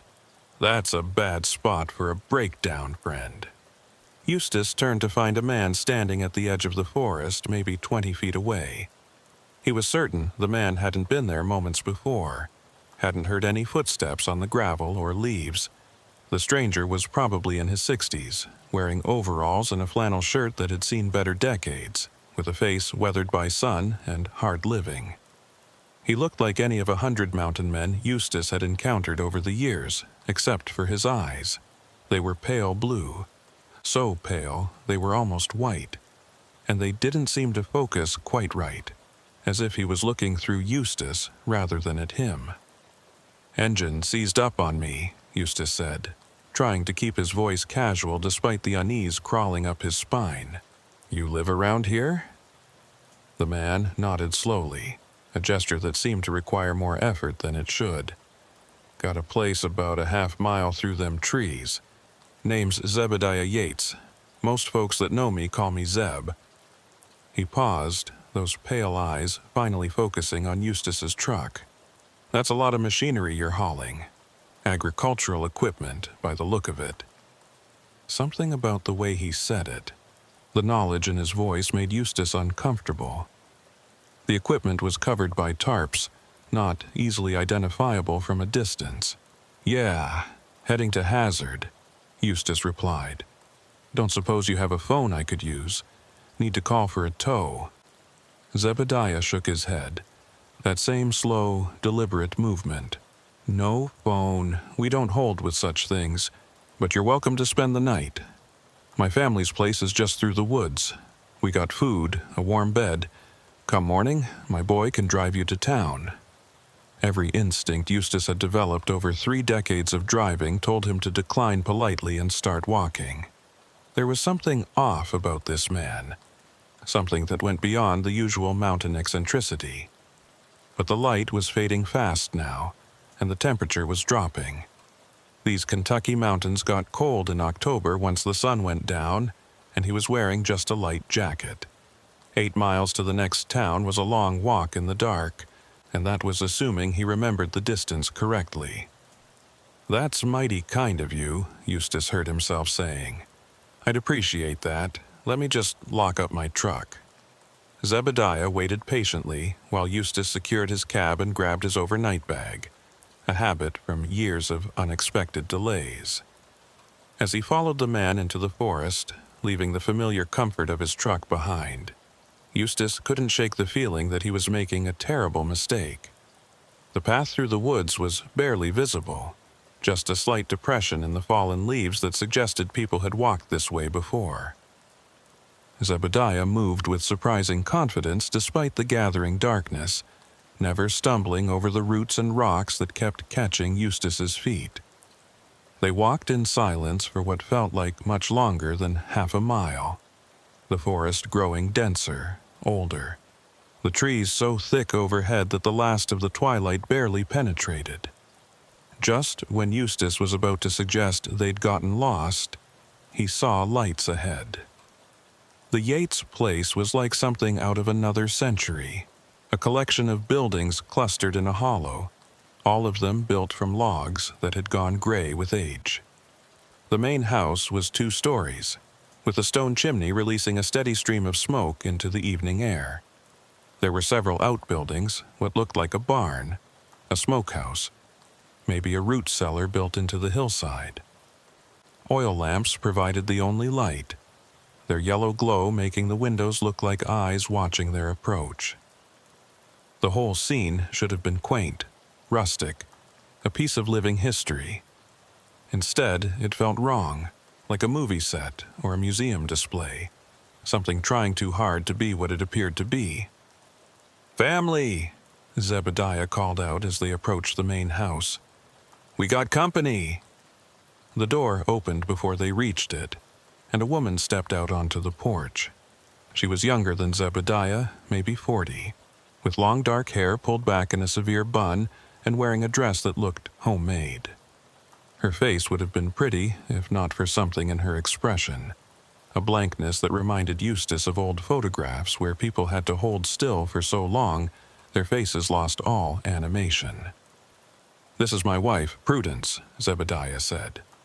"Prudence, this here's—" He paused, and Eustace realized he'd never given his name. "Eustace Pruitt," he supplied. "My truck broke down out on the road." Prudence nodded, that same slow gesture her husband had used. "Welcome, Mr. Pruitt. Supper's just about ready. You'll join us." It wasn't a question. The inside of the house was even more disorienting than the outside. Everything was handmade, from the furniture to the dishes to the cloth on the table. There was no electricity that Eustace could see, just oil lamps and candles providing pools of light that made the shadows seem deeper. The smell of cooking meat filled the air, along with something else, something earthier and less pleasant that he couldn't quite identify. A fire crackled in the massive stone fireplace, providing the only heat he could detect. "You'll meet the rest of the family at supper," Zebediah said, gesturing for Eustace to sit in a chair that looked like it had been carved from a single piece of wood. "We don't get many visitors here. This is a treat for us." The way he said treat made Eustace's skin crawl, but he sat anyway, trying to maintain a polite facade while his mind worked on escape plans. He could claim he needed something from his truck, make a run for it. But then what? Walking through those woods in the dark would be dangerous, even if the Yates family was completely normal, which they clearly weren't. Others began filing into the room, and Eustace's unease deepened into genuine fear. There were too many of them, at least a dozen people of various ages, all with that same blank expression, those same pale eyes that didn't quite focus right. They moved in coordination, like a flock of birds or a school of fish, each aware of the other's positions without looking. There were children among them, ranging from maybe 5 to teenage years, all dressed in handmade clothes that belonged to another era. None of them spoke, just took their places at the long table with practiced precision. The last to enter was a young woman, probably 18 or 19, with the same dark hair as Prudence but with something different in her face. Her eyes, while still that unsettling pale blue, had more life in them, more awareness. She looked at Eustace with what might have been curiosity or sympathy or warning. He couldn't tell which. "This is our daughter, Minerva," Prudence said, noticing Eustace's attention. "Minerva, this is Mr. Pruitt. His truck broke down." Minerva nodded, but unlike the others, her movement was quick, normal, human. "Pleased to meet you, Mr. Pruitt," she said, and her voice too was different, containing inflections and emotions the others lacked. She took a seat across from him, and he noticed how the other family members seemed to shift slightly away from her, as if she was something foreign in their midst.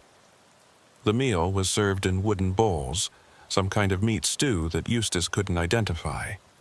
It tasted gamey, wild, not unpleasant, but unfamiliar. No one spoke during the meal except to ask for things to be passed, and even those requests were made in whispers.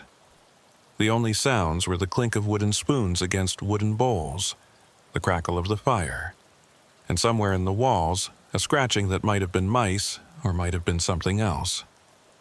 Eustace forced himself to eat, knowing he'd need strength for whatever came next. He kept glancing at Minerva, who seemed to be the only one actually eating rather than just going through the motions. The others moved food to their mouths, chewed, swallowed, but mechanically, without any sign of taste or satisfaction. It was like watching automatons programmed to simulate a family dinner. "You've been driving these roads long?" Zebediah finally asked, breaking the oppressive silence. Eustace nodded, swallowing a mouthful of the strange meat. "About 30 years, give or take." Zebediah's pale eyes seemed to brighten slightly. "Then you know about the old families, the ones that were here before the government made the forest a park." It wasn't really a question, but Eustace nodded anyway. He did know the stories, families that had lived in these hollers since before Kentucky was a state, forced out when the Daniel Boone National Forest was established, some of them refusing to leave, becoming squatters in their own ancestral homes. "We never left," Zebediah continued, confirming what Eustace had already suspected. "This land's been ours for 200 years. The government says it belongs to them now, but the land knows better. The land knows who its real children are." The others around the table nodded in unison, that disturbing synchronized movement that made them seem like extensions of a single organism. Only Minerva remained still, her eyes fixed on her bowl. "Must be hard living out here without modern conveniences," Eustace said, trying to keep the conversation normal, trying to pretend this was just a backward family and not something far stranger. Prudence made a sound that might have been a laugh but came out more like a cough. "Modern conveniences," she repeated. "That's what destroyed the world outside these woods. Electricity, telephones, automobiles, all of it just ways to separate people from the land, from what's real. But we found a way to stay connected," Zebediah added, and now his pale eyes were definitely brighter, almost luminous in the lamplight. "The land taught us how, showed us what we needed to do to remain its children." He paused, looking around at his family, all of whom were now staring at Eustace with those same bright eyes. "Would you like to see?"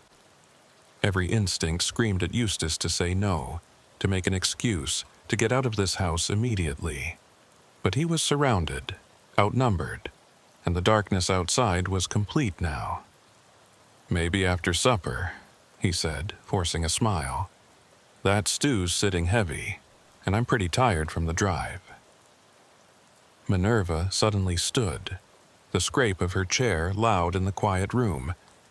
"I'll show Mr. Pruitt to his room," she said, not looking at her parents. "He must be exhausted." Zebediah's eyes narrowed slightly, but Prudence placed a hand on his arm. "Yes, that's fine, Minerva. The blue room is ready." Eustace followed Minerva up a narrow staircase, the wood creaking under their weight. The upper floor was darker, only a single oil lamp in the hallway providing light. She led him to a room at the end of the hall, opening the door to reveal a sparse but clean space with a bed, a chair, and a small table. The window looked out into complete darkness, not even starlight visible through the glass.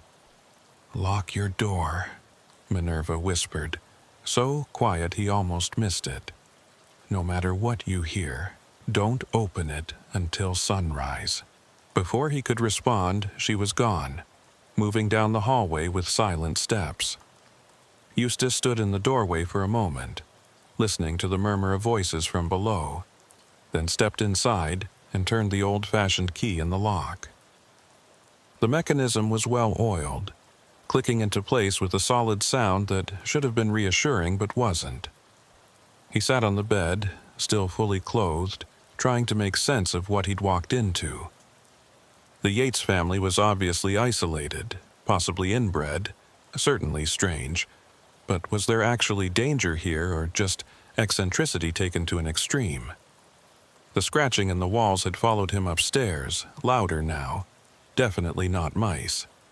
It sounded deliberate, rhythmic, like something was trying to communicate through the wood itself. Time passed, maybe an hour, maybe more. The voices downstairs had gone quiet, and the house had taken on that peculiar quality of a place where people are awake but pretending to sleep. Then he heard footsteps in the hallway, slow and measured. They stopped outside his door, and he could see shadows moving in the gap underneath. The doorknob rattled gently, testing. Eustace held his breath, Minerva's warning echoing in his mind. "Mr. Pruitt," Zebediah's voice came through the door, soft and reasonable. "The family would like to show you something special. Won't take but a moment." Eustace didn't respond, didn't move, barely breathed. The doorknob rattled again, more insistent. "Mr. Pruitt, it's rude to ignore your hosts. We've opened our home to you." More footsteps, multiple sets now, gathering in the hallway. Eustace could hear them breathing, a synchronized sound like a single pair of lungs with multiple mouths. The scratching in the walls intensified, and he realized it was coming from everywhere, inside every wall of the room, above in the ceiling, below in the floor. Whatever was in the walls was all around him. "He's not ready," he heard Minerva's voice, firm and clear. "The land hasn't chosen him. You know the rules, Father. It has to choose." There was a long silence, then Zebediah spoke again, his voice different now, older, like something speaking through him rather than from him. "The land is hungry, daughter. It's been too long since we fed it properly." "Then find another way," Minerva replied. "This one's not right. You can feel it. The land doesn't want him." Another long silence. Then the footsteps began moving away, reluctantly, slowly. The scratching in the walls continued for a while longer. Then it too faded, leaving Eustace alone in the darkness with his racing heart and the terrible certainty that he'd stumbled into something far worse than just a strange family in the woods. Eustace Pruitt didn't sleep that night in the Yates house. He sat on the edge of the bed, still wearing his boots and jacket, listening to the sounds of the old building settling around him. Every creak of wood, every whisper of wind through the gaps in the walls, every distant sound from the forest outside kept him on edge. The scratching in the walls had stopped completely after the family retreated from his door, but somehow the silence was worse. It felt expectant, like the house itself was waiting for something. Around what his watch said was 3 in the morning, though time felt different in this place. He heard something new, singing, or something like singing, coming from somewhere below the house. Not from the first floor, but from deeper, as if there was a basement or cellar he hadn't seen. The voices were numerous but synchronized, rising and falling in harmonies that didn't sound quite right to his ears. The words, if there were words, were in no language he recognized. It might have been English twisted by mountain dialect and echo, or it might have been something older, something that predated any European presence in these hills. The singing continued for maybe an hour, growing gradually louder, more intense. At its peak, Eustace could feel it vibrating through the floorboards, traveling up through his boots into his bones. Then it stopped, cut off mid-note as if someone had thrown a switch. The silence that followed was so complete it made his ears ring. He waited, muscles tense, for something to happen, but nothing did. The house remained quiet for the rest of the night, though he never relaxed enough to even close his eyes. First light came as a relief, pale gray, seeping through the window to reveal a view of forest shrouded in morning mist. Eustace stood, his joints protesting after hours of sitting in the same position, and approached the window.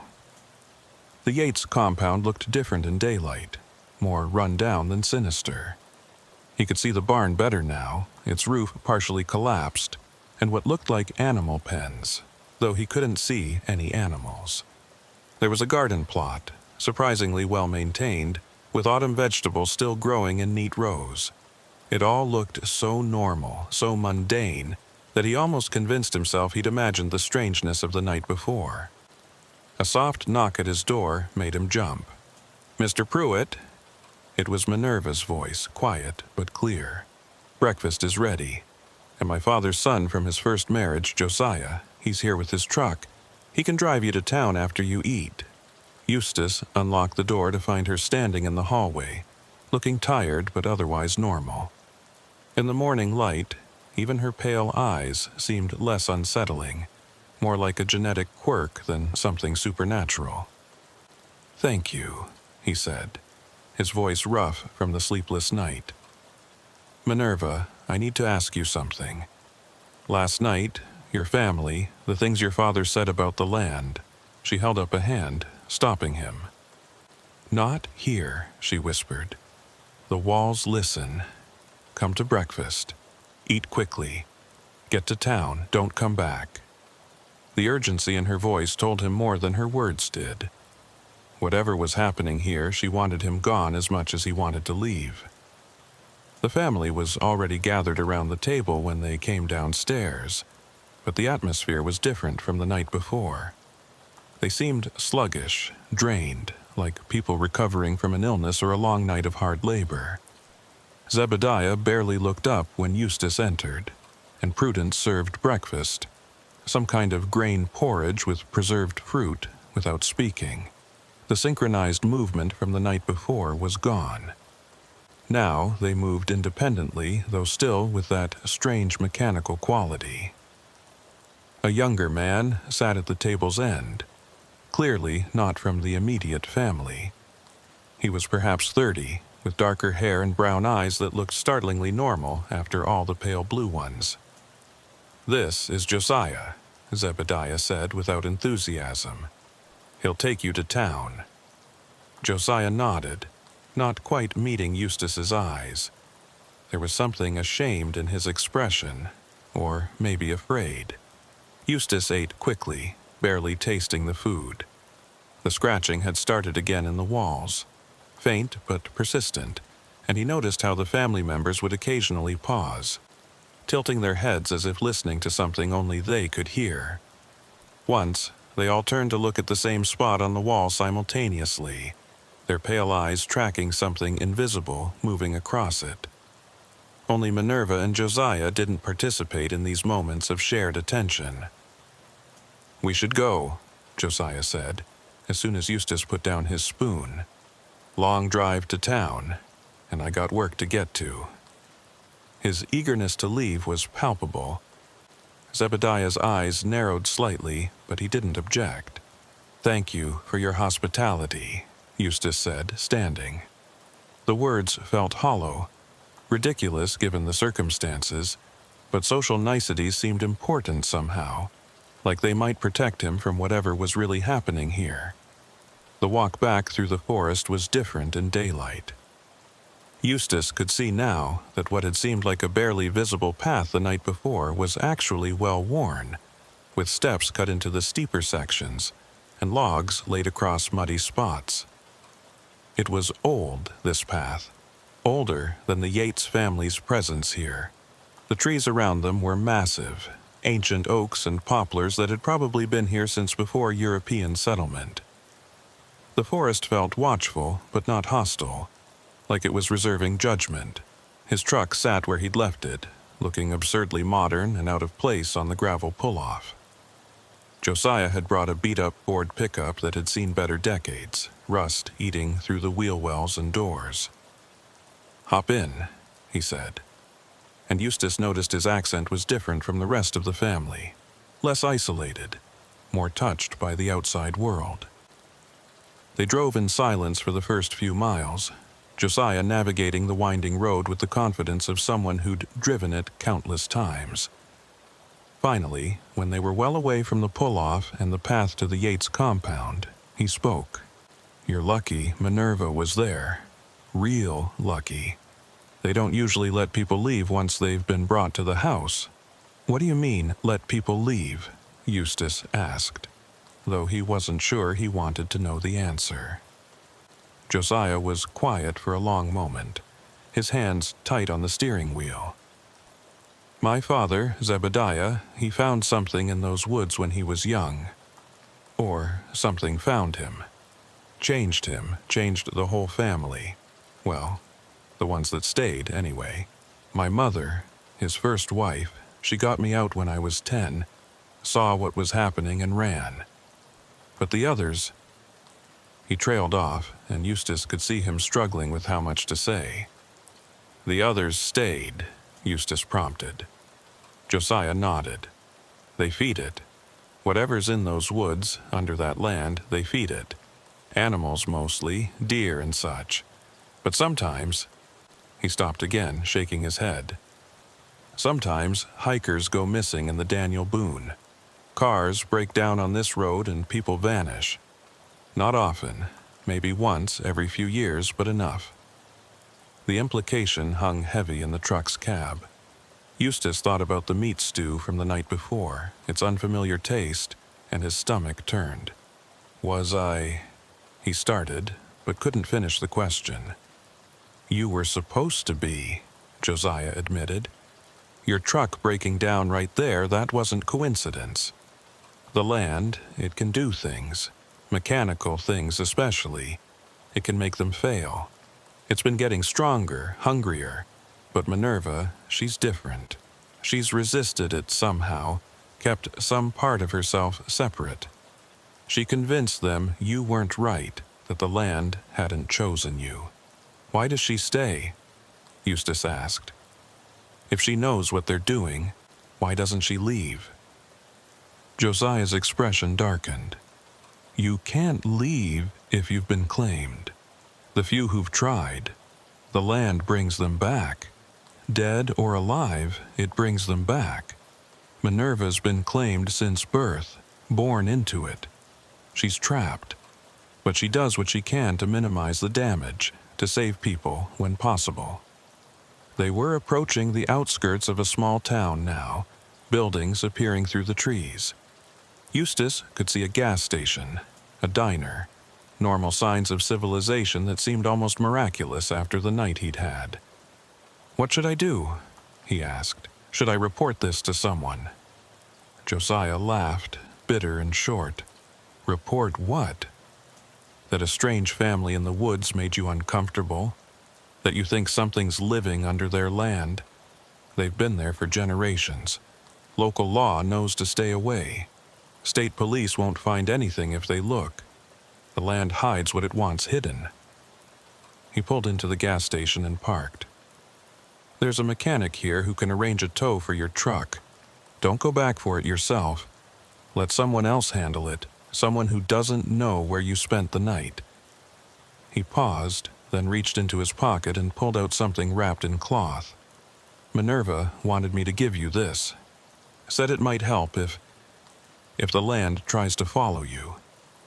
Eustace unwrapped the cloth to find a small piece of wood, carved with symbols he didn't recognize. It was warm to the touch, almost uncomfortably so. "What is it?" he asked, but Josiah was already backing away. "I don't know, and I don't want to know. Minerva knows things, old things.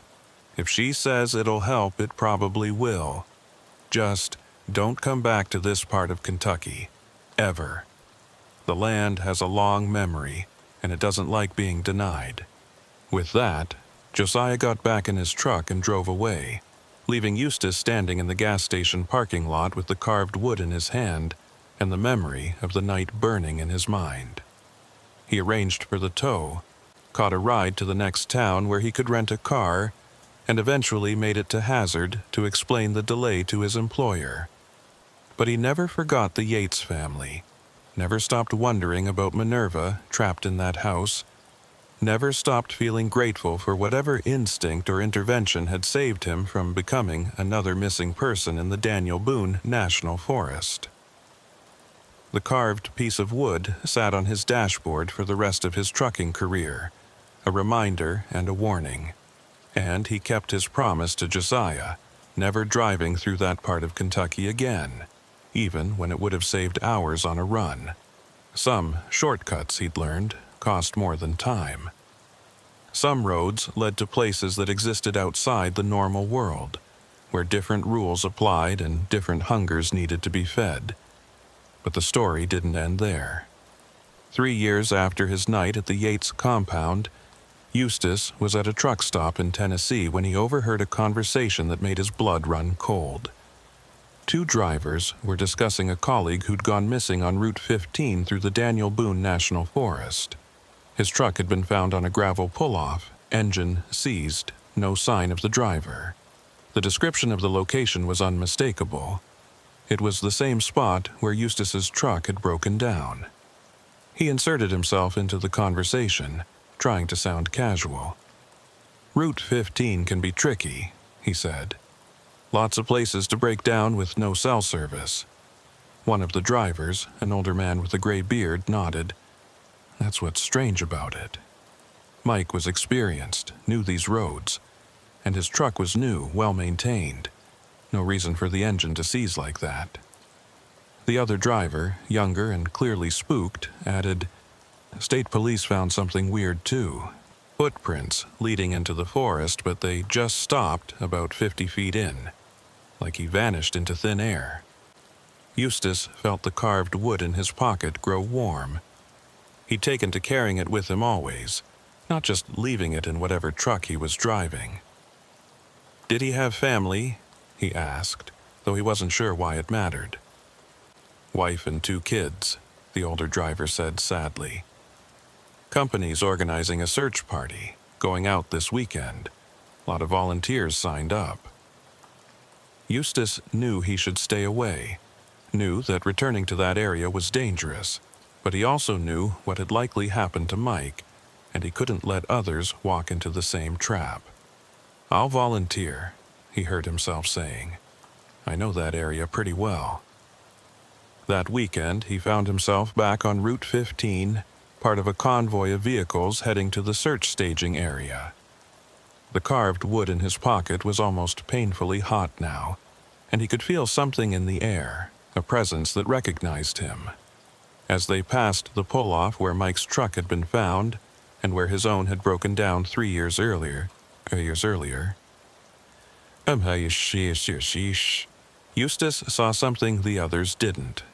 A figure standing at the forest's edge, barely visible in the morning mist.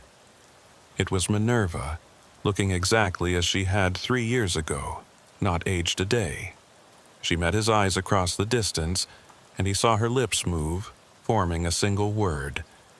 No. Then she was gone, vanished into the forest as if she'd never been there. But her warning was clear. The search party was in danger. The land was hunting, and it wouldn't be satisfied with just Mike. The search was organized with military precision, groups of 4 spreading out through the forest in a grid pattern.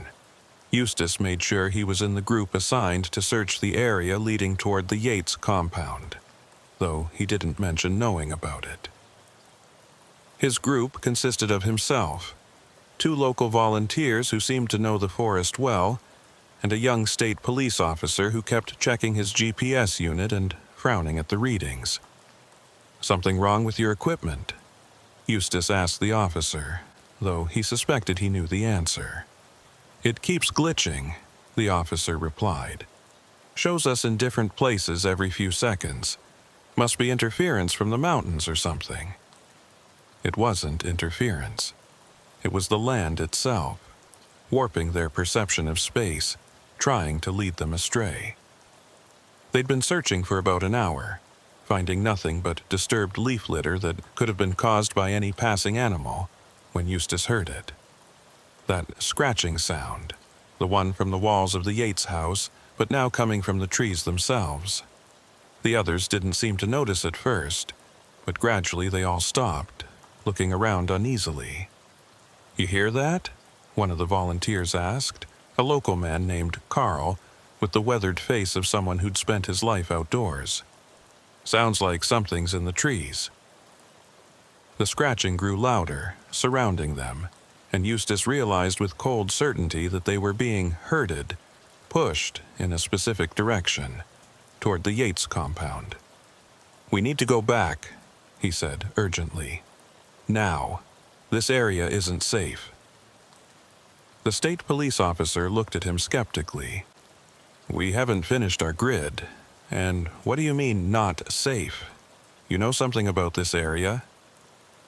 Before Eustace could answer, the second volunteer, a younger man named Dennis, pointed through the trees.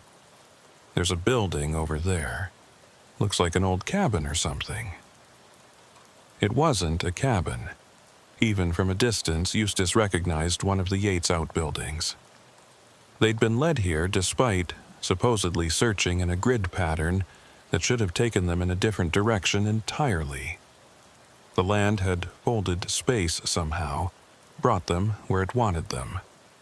"Don't go near it," he said, but Dennis was already walking toward the structure, drawn by curiosity or something else. The building was the smokehouse he'd seen from his bedroom window, but it looked different now. Older, more decrepit, with symbols carved into the doorframe that hurt to look at directly. Dennis reached for the door handle, and Eustace grabbed his arm. "Don't," he said firmly. "Trust me, you don't want to see what's in there." But it was too late. The door swung open on its own, revealing darkness that seemed to swallow light. And from that darkness came a smell. Meat, yes, but meat that had been cured in ways that weren't meant for normal consumption. The officer shone his flashlight into the opening, and for a moment, Eustace saw shapes hanging from hooks, shapes that were the wrong size and configuration to be deer or cattle. The officer stumbled backward, his face pale. "Jesus Christ," he whispered. Are those?" He didn't finish the sentence, didn't need to. They all knew what they were looking at. Carl was already on his radio calling for backup, his voice shaking, but the radio produced only static. That same dead air Eustace remembered from 3 years ago. Then they heard voices approaching through the forest. The Yates family, all of them, moving through the trees with that synchronized gait Eustace remembered. Zebediah was in the lead, looking unchanged from 3 years ago, those pale eyes bright with something that might have been hunger or anticipation. Behind him came Prudence and the others, all except Minerva. "You brought them back," Zebediah said to Eustace, his voice carrying that same otherworldly resonance. "The land remembers you. It's been calling for you." The family spread out, surrounding the search party, moving with predatory precision. The scratching in the trees intensified, and Eustace realized it was coming from inside the trees, from things living in the wood itself. "Run," he told the others, pulling out the carved wood Minerva had given him. It was burning hot now, almost too hot to hold, but he gripped it tight. "Run, and don't look back." But where could they run? The forest around them seemed to shift and change, paths appearing and disappearing, distances becoming fluid. Carl tried to move toward what should have been the way back, but somehow ended up closer to the smokehouse. Dennis turned to run in the opposite direction, but found himself facing the Yates family again. The officer pulled his service weapon, pointing it at Zebediah with shaking hands. "Stay back," he warned. "I'll shoot." Zebediah smiled, an expression that looked wrong on his face, like something pretending to be human had learned the gesture but not the emotion behind it. "Bullets don't harm what we serve," he said. "The land is older than your weapons, older than your laws." That's when Minerva appeared, stepping out from behind a massive oak tree. But she was different now, changed. Her pale eyes were brighter, almost luminous, and her skin had taken on a grayish cast like stone or old wood. She looked at Eustace with something like regret. "I tried to warn you," she said. "Tried to keep you away. But the land wants what it wants, and even I can't deny it forever." The carved wood in Eustace's hand suddenly cracked, splitting along invisible fault lines. As it broke apart, he heard a sound like screaming, though whether it came from the wood or from something in the forest he couldn't tell. The pieces fell to the ground, smoking and turning to ash within seconds. His protection was gone. The moment the carved wood turned to ash at Eustace Pruitt's feet, the forest around them changed. Not physically, not in any way that could be captured on camera or described to someone who hadn't experienced it, but fundamentally. The air became thick, almost solid, like trying to breathe underwater.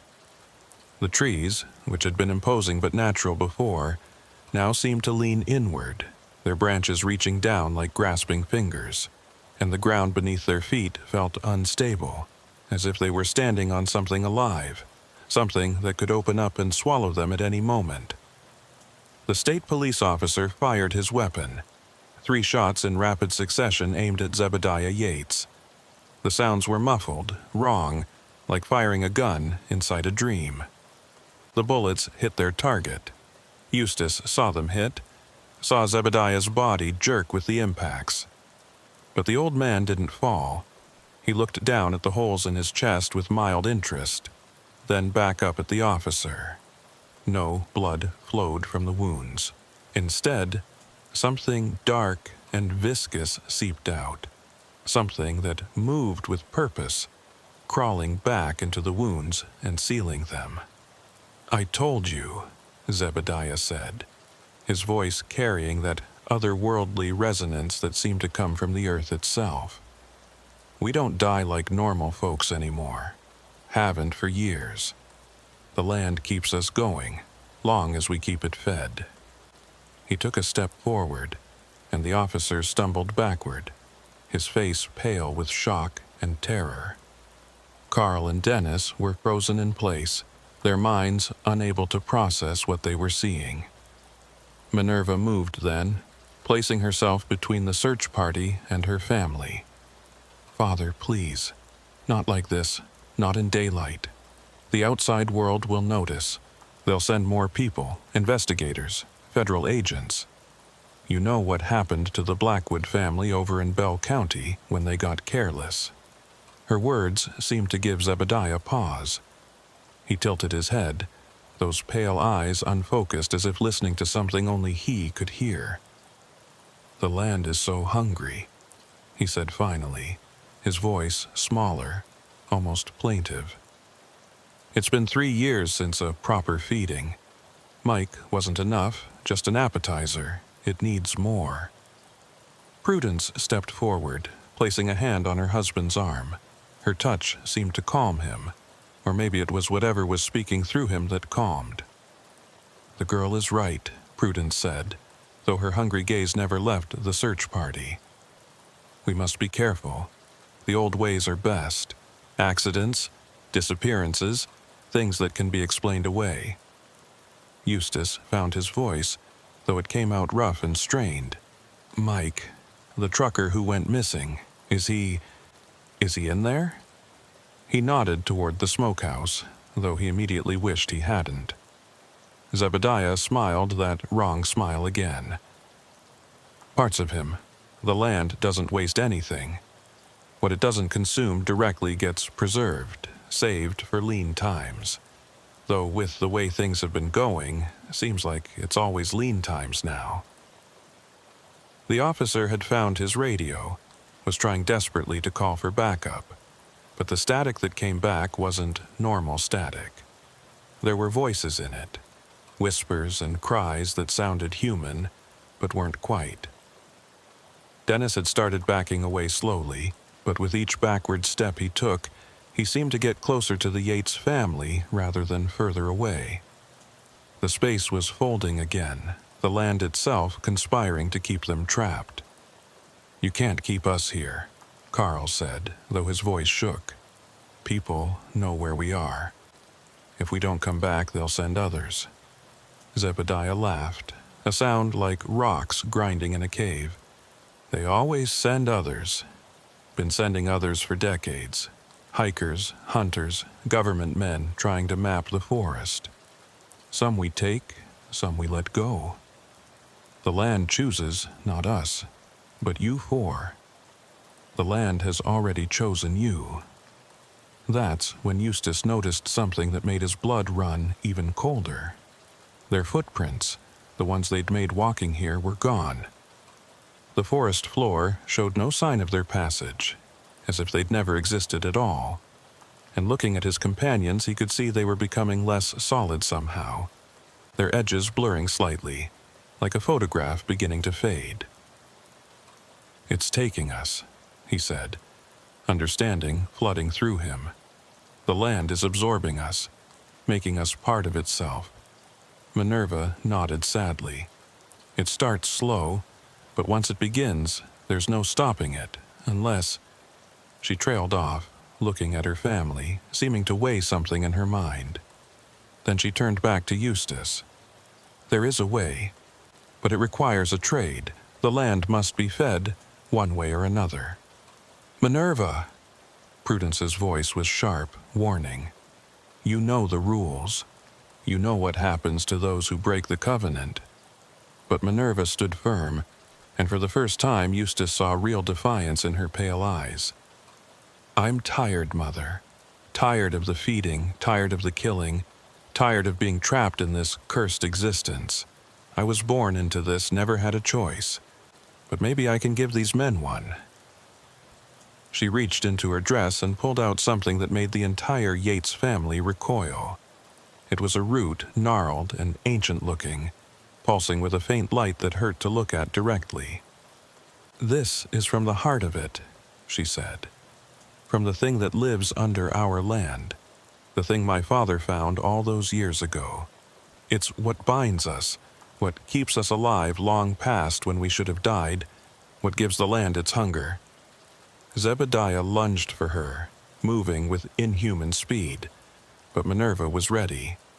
She threw the root to Eustace, and the moment it touched his hands, the world exploded into sensation.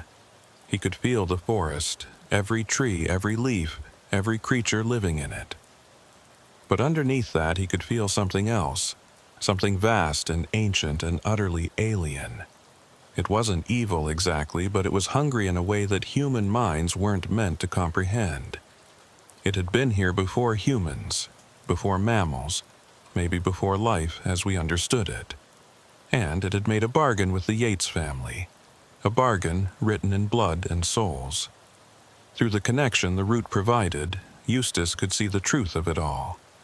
Zebediah as a young man, finding a cave that shouldn't exist, descending into darkness that had no end. The thing he found there, neither plant nor animal nor mineral, but something outside classification. The bargain it offered, immortality and power over the land in exchange for feeding its endless appetite. The gradual transformation of his family as they were pulled into the covenant, willing or not. But he could see something else too. The thing's weakness. It was bound to this specific piece of land, couldn't extend beyond the borders of the original Yates property claim from 1823. And it needed the family as much as they needed it. They were its hands in the physical world, its way of interacting with prey. Without them, it would be just a hungry thing in the dark, unable to feed. "Break it," Minerva said urgently. "Break the root, and you break the connection. The land will release you, have to release you. But," she looked at her family, and there was genuine sorrow in her eyes, "we'll die. All of us. We've been dead for years, really, just kept moving by its will. Without it, we'll be what we should have been long ago." The Yates family had gone still, all of them staring at Eustace with those pale eyes. But now he could see the truth in those eyes, not hunger, but pleading. They wanted this to end too, all of them. Even Zebediah. They'd been trapped in this existence for so long they'd forgotten what it was like to be truly human. The land's hunger had become their hunger. Its will had overridden their own, but somewhere deep inside, the original people were still there, horrified by what they'd become. "Do it," Carl whispered. He was fading faster than the others, his form becoming translucent. "Whatever you're going to do it now." The officer and Dennis nodded agreement, though Dennis could barely be seen now, more ghost than man. Eustace looked at Minerva one last time. "What's your real name?" he asked. "Your full name?" She smiled, the first genuine smile he'd seen from any of the Yates family. "Minerva Sloan. My mother was a Sloan before she married Father. The Sloans lived in the next holler over, normal folks who had the sense to leave when the forest became a park. I always wished I could have gone with them." Then her expression became urgent again. "Now, before it fully claims you." Eustace raised the root above his head and brought it down hard against a rock. The moment it cracked, the world seemed to scream, not audibly, but in a way that bypassed the ears and went straight to the bones. The forest convulsed, trees swaying without wind, the ground rippling like water. The Yates family collapsed as one, their bodies aging decades in seconds, flesh withering, bones becoming visible through papery skin. But on their faces Eustace saw peace. The thing underground roared its fury, and for a moment, Eustace could see it clearly through the connection provided by the broken root. It was vast, a network of something like roots or veins spreading beneath the entire property, all leading to a central mass that pulsed like a heart made of shadow and hunger. It reached for him through the connection, trying to pull him down into itself, to make him the new anchor for its existence. But Minerva, even as her body crumbled to dust, spoke one last word. It was in a language Eustace didn't recognize, older than English, older than any human tongue. The word severed the connection, sent the thing reeling back into its cave, into its darkness. The forest stopped convulsing.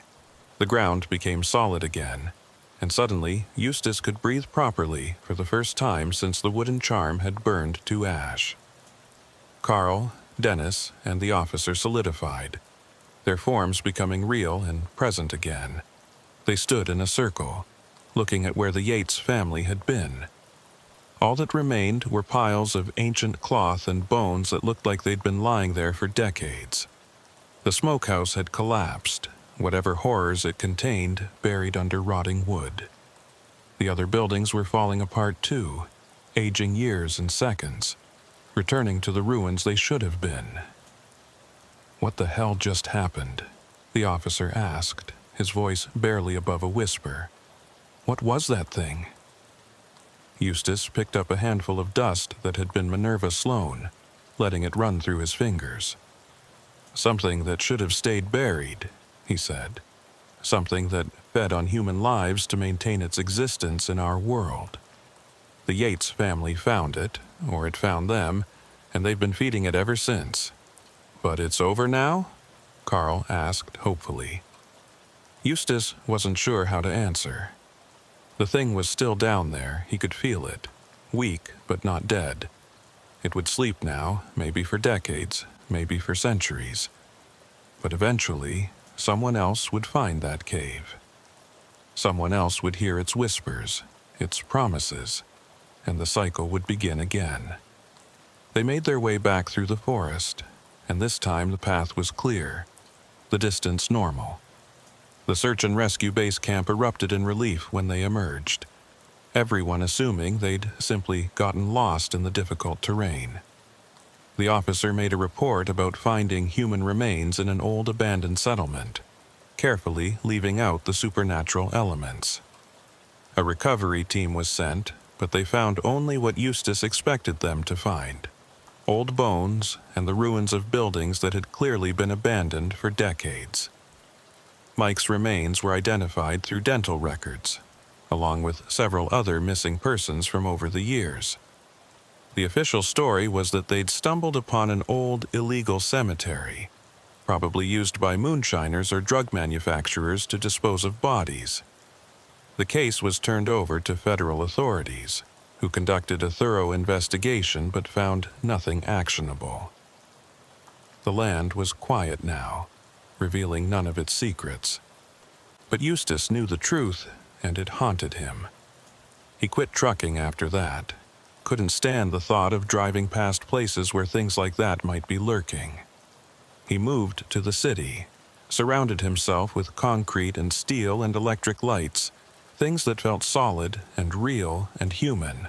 But sometimes, especially on quiet nights, he could still feel that connection, faint but present, to the thing under the Yates land. He did research, spent years in libraries and archives, tracking similar stories across Appalachia. And he found them. Dozens of accounts spanning centuries. Families that had made bargains with things that shouldn't exist, communities that had disappeared overnight, forests that consumed those who entered them. The mountains were full of these ancient hungers, things that had been here before humans and would be here after. 5 years after the incident, Eustace received a package with no return address. Inside was a journal, handwritten in fading ink. It was Minerva Sloane's, hidden somewhere and mailed by someone who'd found it after the investigation. In it, she'd documented everything: the family history, the thing under the land, the names of everyone who'd been fed to it over the years. But more importantly, she'd documented her resistance, how she'd learned to maintain her humanity despite being born into the Covenant. The last entry was dated the day before Eustace had first arrived at the Yates compound. In it, Minerva had written, "The land whispers that another one is coming, a trucker whose line goes back to the old families, though he doesn't know it." Eustace Pruitt, descendant of the Pruitts who once owned the land next to ours, before the thing beneath learned to spread its influence. It wants him specifically, wants to reclaim what it considers its rightful property. But I won't let it have him. I've saved 17 people over the years by convincing the family they weren't right for feeding. I'll save this one too, even if it costs me everything. Someone has to break the cycle. Someone has to end this. Maybe if I save enough souls, it will balance out all the ones we've taken. Maybe then I can finally rest. Eustace sat with the journal for a long time, processing what it meant. He'd been chosen not randomly, but specifically. The thing under the land had been calling to his bloodline, trying to reclaim a connection from generations past. Minerva had saved him, sacrificed herself and her entire family to break that connection. He owed her a debt he could never repay. He thought about publishing the journal, exposing the truth, but who would believe it? And more importantly, would publicity just draw more people to seek out these things, to make their own bargains? In the end, he decided to become a guardian of sorts. He used Minerva's journal and his own research to map the dangerous places, the spots where reality was thin and hungry things waited. He created a network of people who'd had similar experiences, survivors who understood the truth. They didn't fight these things directly, that was impossible, but they could warn people, redirect traffic, sabotage roads that led to dangerous places. They became an invisible shield between the normal world and the things that lurked in the mountain's shadows. It wasn't much, but it was something. 10 years after the incident, Eustace returned to the site of the Yates compound. He didn't go alone. He'd learned that much at least. He brought 3 others from his network, people who'd survived their own encounters with the darkness under Appalachia. They found the land reclaimed by forest. No sign of the buildings except for foundation stones covered in moss. The cave Zebediah had found was sealed, collapsed in on itself, though whether naturally or by some final act of Minerva's will, they couldn't tell. They performed a ceremony there, something cobbled together from various traditions, Cherokee blessings, old European protections, Christian prayers. They didn't know if it would do anything, but it felt necessary. They planted new trees over where the buildings had stood, living things to counter the death that had ruled there for so long. And they left markers, subtle ones that only those who knew what to look for would recognize, warning signs for any who might stumble upon this cursed ground. As they were leaving, Eustace thought he saw something in the forest, a figure in a simple dress, dark hair flowing free instead of pulled back in a bun, pale eyes that seemed at peace, Minerva Sloane, or something that looked like her, standing at the edge of the trees. She raised her hand in what might have been farewell or blessing, then faded into the dappled sunlight filtering through the leaves. He never saw her again. But sometimes, when he was investigating reports of new incidents in the mountains, he'd find evidence that someone had been there before him. Warning signs placed just right. Potential victims redirected at crucial moments. Dangerous sites mysteriously collapsed or flooded. He liked to think it was Minerva, still saving souls, still fighting the darkness even after death. Or maybe it was just other members of his network, doing their part to keep the ancient hungers at bay. The truth was, the mountains were full of things like what lived under the Yates land. They'd been there long before European colonization, and the indigenous peoples had known about them, had their own ways of dealing with them or avoiding them. But modern people had forgotten those old warnings, had built roads through places that should have been left alone, had awakened things that should have stayed sleeping. All they could do was try to minimize the damage, save who they could, and hope that eventually these things would sleep so deeply they'd never wake again. It wasn't much of a hope, but it was all they had. And sometimes, on good days, when they managed to save someone who would have been lost, it felt like enough. Eustace kept driving for a few more years after returning to trucking, but he was selective about his routes. He avoided Kentucky entirely, and certain parts of West Virginia, Tennessee, and Virginia. He kept Minerva's journal with him always, along with a new charm, this one made by a Cherokee elder who understood the old ways of protection.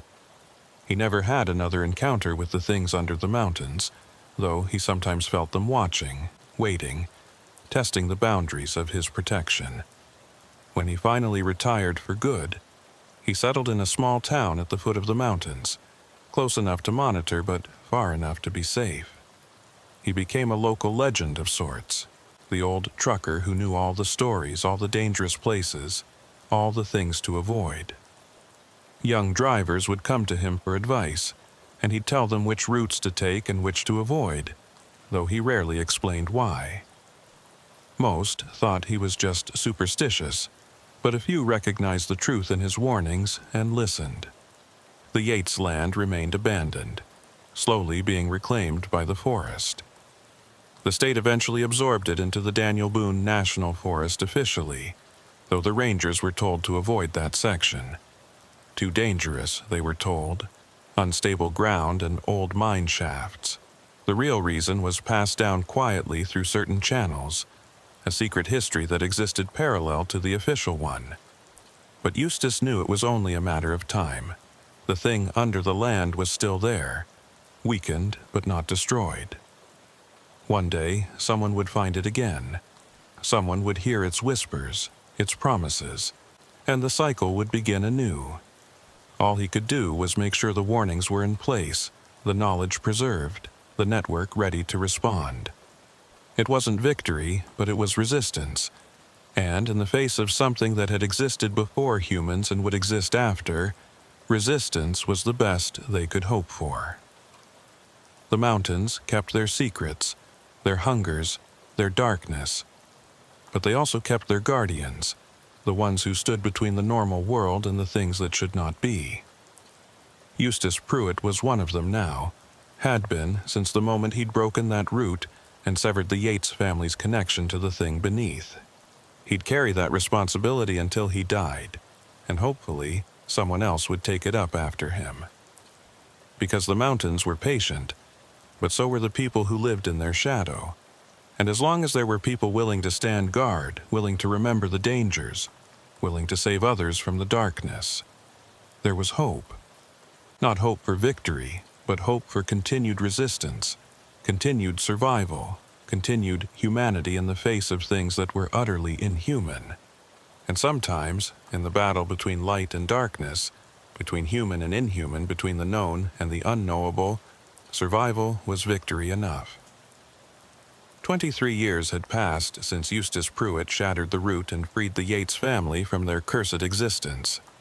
23 years of watching, waiting, and protecting travelers from the ancient hungers that lurked in the Appalachian shadows. He was 71 now, his hands gnarled from decades of gripping steering wheels, his back bent from too many nights sleeping in truck cabs. But his eyes remained sharp, especially when it came to spotting the signs that others missed. The two perfect pull-offs that appeared where no roadwork had been done, the patches of forest where no birds sang, the places where compasses spun without reason. He lived alone in a cabin he'd built himself on the outskirts of Hazard, positioned strategically where he could monitor 3 different routes that led through dangerous territory. His walls were covered with maps, hundreds of them, marked with red X's where incidents had occurred, yellow circles where suspected activity had been reported, and green check marks where successful interventions had taken place. The network he'd helped establish had grown to over 200 members across 6 states, all of them survivors or descendants of survivors, all committed to keeping the darkness at bay. It was a Thursday evening in late autumn when everything changed. Eustace was reviewing reports from other network members when his phone rang. The caller ID showed a number he didn't recognize, but the area code was from deep in the Kentucky mountains, from the region around where the Yates compound had been. He answered with the wariness that had kept him alive all these years. "Mr. Pruitt?" The voice was young, female, nervous. "My name is Rebecca Sloan. I was Minerva Sloan's cousin, from the branch of the family that left the holler back in the 60s. She kept journals, lots of them, hidden all over. We've been finding them as we renovate the old family properties. She wrote about you, about what you did. I think we need your help." Eustace's blood ran cold. He'd thought the Sloan family was safely removed from all this, the smart branch that had gotten out before things went bad. "What kind of help?" he asked carefully. "Something's happening on the old Yates land. I know it's supposed to be abandoned, absorbed into the national forest, but people have been seeing lights there at night, and there's been construction equipment moving in during the day, even though there's no official project approved. My husband works for the Forestry Service, and he says none of this is authorized. But when he tried to investigate, his supervisors told him to ignore it, said it was classified." Classified. That word sent alarm bells ringing in Eustace's mind. Over the years, he'd encountered hints that certain elements within the government knew about the things in the mountains. Not officially, of course, but through back channels, black budgets, programs that didn't officially exist. They usually had the sense to leave these things alone, to maintain the barriers that kept the ancient hungers contained. But sometimes, someone got ambitious, thought they could harness or control these forces. "Have any people gone missing?" he asked, though he suspected he knew the answer. 3 in the last month, Rebecca confirmed. All contractors who were working on whatever's being built out there. The companies say they quit, moved away suddenly, but their families haven't heard from them. And there's something else. I've been having dreams, Mr. Pruitt. Dreams where Minerva talks to me, warns me. I know how that sounds, but in my family, we've learned not to ignore such things. Eustace was already reaching for his jacket. "Where can we meet?" They arranged to meet at a diner in Jackson, a small town about 20 miles from the old Yates property. Eustace made 3 phone calls before leaving. One to Marcus Blackwood, a former Marine who'd had his own encounter with something ancient in the Tennessee mountains and now served as the network's de facto military advisor. One to Sarah Crowley, an anthropologist who specialized in Appalachian folklore and had documented dozens of sites where reality grew thin, and one to Thomas Ravencroft, a retired Catholic priest who'd learned the hard way that not all evil was metaphorical. The diner was nearly empty when Eustace arrived, just a few locals nursing coffee and avoiding eye contact. The way people did in places where everyone knew everyone else's business but pretended not to. Rebecca Sloane was easy to spot. She had the same dark hair as Minerva, the same determined set to her jaw, though her eyes were brown instead of that unsettling pale blue. She was perhaps 35, dressed practically in jeans and a flannel shirt, looking like someone who spent time outdoors, but not by choice. "Thank you for coming," she said as he sat down. She'd already ordered coffee for both of them, and Eustace noticed her hands shook slightly as she lifted her cup. "I wasn't sure you'd believe me. Most people think I'm crazy when I talk about this stuff." "I believe you," Eustace said simply. "Tell me everything." Rebecca pulled out a tablet, swiping through photos she'd taken. They showed construction vehicles on roads that shouldn't exist. Prefab buildings being assembled in clearings that had been solid forest just months before. But what caught Eustace's attention were the symbols painted on some of the equipment. Not construction company logos, but something older, geometric patterns that hurt to look at directly. "It started 6 months ago," Rebecca explained. "First, just surveyors mapping the area around the old Yates compound. Then they started building, not normal construction. They work mostly at night, and the sounds. My husband was on patrol near there last week, and he said it sounded like drilling, but not into rock. Like they were drilling into something hollow, something that echoed. The cave. They'd found the cave where Zebediah had first encountered the thing beneath the land. Eustace had hoped it would remain sealed, but if someone was actively looking for it, with modern equipment and perhaps old knowledge to guide them. There's more," Rebecca continued, pulling out a folder of photocopied journal pages. "These are from Minerva's journals, ones we found hidden in the walls of the old Sloane house. She wrote about others, Mr. Pruitt. The thing under the Yates land isn't unique. There's a whole network of them throughout Appalachia, connected somehow, like a root system. And she believed there were people, organized groups, who knew about them and wanted to use them." Eustace studied the journal pages.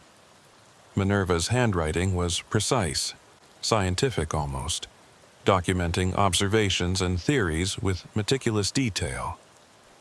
She'd mapped connections between disappearances across multiple states, tracked family lines that had made bargains with these entities, identified patterns in when and where they became active. It was the kind of research Eustace himself had been doing for decades, but Minerva had had an insider's perspective he'd lacked. She called them the harvesters, Rebecca said, pointing to a specific passage. People who knew about the old bargains but thought they could improve on them, make them more efficient. Instead of random feedings, they wanted to industrialize it, turn it into a system. Feed the things beneath regularly and reliably in exchange for something. Power, knowledge, she wasn't sure. Marcus arrived first, his truck pulling into the diner's parking lot with military precision. He was a big man, 6'4", and built like someone who'd never stopped training even after leaving the service. His encounter had been with something in the mountains near Oak Ridge, something that might have been related to the old nuclear facilities or might have been there long before. He never talked about the details, but whatever he'd seen had turned his hair white at 35. Sarah came next, driving a battered Subaru covered in university parking stickers and mud from recent fieldwork. She was small, bookish, the kind of person you'd expect to find in a library rather than trudging through dangerous mountain terrain. But Eustace had seen her face down things that would send most people screaming, armed with nothing but knowledge and an iron will. Thomas was the last to arrive, and the most unexpected. He'd left the priesthood officially, but he still carried himself like a man of faith. Just one whose faith had been complicated by direct experience with things that shouldn't exist. He brought with him a case that Eustace knew contained items the church would deny having, texts and tools for dealing with entities that predated Christianity but had been fought by faithful people for millennia. They convened in the diner's back room, which the owner, who knew Eustace and knew not to ask questions, had cleared for them. Rebecca repeated her story, showed them the photos and journal entries. The others listened without interruption, though Eustace saw Marcus's jaw tighten when she described the nighttime drilling sounds. "It's the Prometheus group," Sarah said finally, her voice certain. "Has to be. I've been tracking rumors about them for years. Defense contractors, officially, but with connections to every black budget program you can imagine. They think the things in the mountains are some kind of untapped resource, like oil or uranium. They don't understand that these entities aren't just powerful. They're fundamentally hostile to human life as we understand it." "How do we stop them?" Rebecca asked. "My husband can't get anyone in authority to listen. The local police have been told to stay away. Even the FBI agent he contacted said it was out of his jurisdiction." "We don't stop them," Marcus said grimly. "We can't. If they're as connected as Sarah says, they have resources we can't match. Best we can do is damage control, try to limit the casualties when things go wrong." But Thomas shook his head. "No, this is different. If they're trying to wake the thing under the Yates land specifically, if they think they can control it. Minerva's journals are clear about what that thing is. It's not just one entity. It's a node, a connection point to something much larger. Wake it properly, feed it enough, and you don't just get local effects. You get regional ones, maybe broader." Eustace had been thinking the same thing. During his encounter 23 years ago, when he'd held the root and felt the thing's true nature, he'd sensed vast connections spreading out like a web. If someone managed to fully activate one node, it might activate others. A cascade effect that could wake things that had been sleeping for centuries. "We need to see what they're doing," he said. "Tonight, Rebecca, can your husband get us past the Forestry Service barriers?" Rebecca nodded. "He's on shift tonight. He can make sure certain areas aren't patrolled for a few hours." They spent the rest of the day preparing. Marcus had brought surveillance equipment, night vision goggles, cameras, devices Eustace didn't fully understand but trusted would work. Sarah had her research materials, including maps that overlaid modern geography with older boundaries, showing where the original Yates property claim intersected with other significant sites. Thomas prepared his tools, blessing water from a mountain spring, preparing oils and salts according to formulas older than the religion that had preserved them. As darkness fell, they drove in 2 vehicles to a forestry service road that Rebecca's husband had marked on their map. From there, it was a 2-mile hike through dense forest to reach the edge of what had been the Yates compound. The trees seemed to press closer as they walked, and Eustace noticed the familiar wrongness in the air, that thickness that meant they were approaching a place where reality wore thin. They smelled it before they saw it. Diesel fumes and something else, something chemical and harsh that didn't belong in the forest.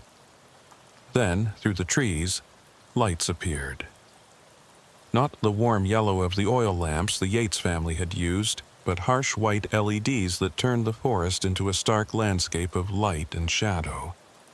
The clearing where the Yates house had stood was unrecognizable, filled with prefab structures, generators, and equipment Eustace couldn't identify. But it was the hole that drew his attention. Where the old smokehouse had been, they'd excavated down, creating a shaft perhaps 30 feet wide that descended into darkness. Metal scaffolding lined the sides and cables ran down into the depths. The drilling Rebecca had mentioned wasn't into rock. They were drilling into the cave system beneath, expanding it, creating easier access to what lay below. "Jesus Christ," Marcus whispered, his night vision goggles pushed up onto his forehead. "They're strip mining it. Whatever's down there, they're trying to extract it." There were people working even at this hour, figures in hazmat suits moving around the hole's edge, checking equipment, taking readings from devices arranged in ritual-looking patterns around the excavation. And there were others, people who stood perfectly still at regular intervals around the perimeter. Guards, Eustace thought at first, but then he noticed how they stood, that familiar, unnatural stillness he remembered from the Yates family. "Those aren't guards," he said quietly. "Those are offerings. People who've already been claimed." Sarah was taking photos with a camera that didn't flash, documenting everything. "Look at the arrangement of the equipment," she said. "It's not random. They're recreating something. A pattern from... God, I think it's from the Dee manuscripts. John Dee, Elizabeth Verster's court magician. He claimed to have communicated with entities he called angels, but which were almost certainly something else." A sound from the hole drew their attention. Not mechanical, but organic, like breathing from massive lungs. The workers seemed excited by it, clustering around their equipment, taking readings. One of them, apparently a supervisor, was talking on a radio, his voice carrying in the still night air. "Yes, sir, we have response.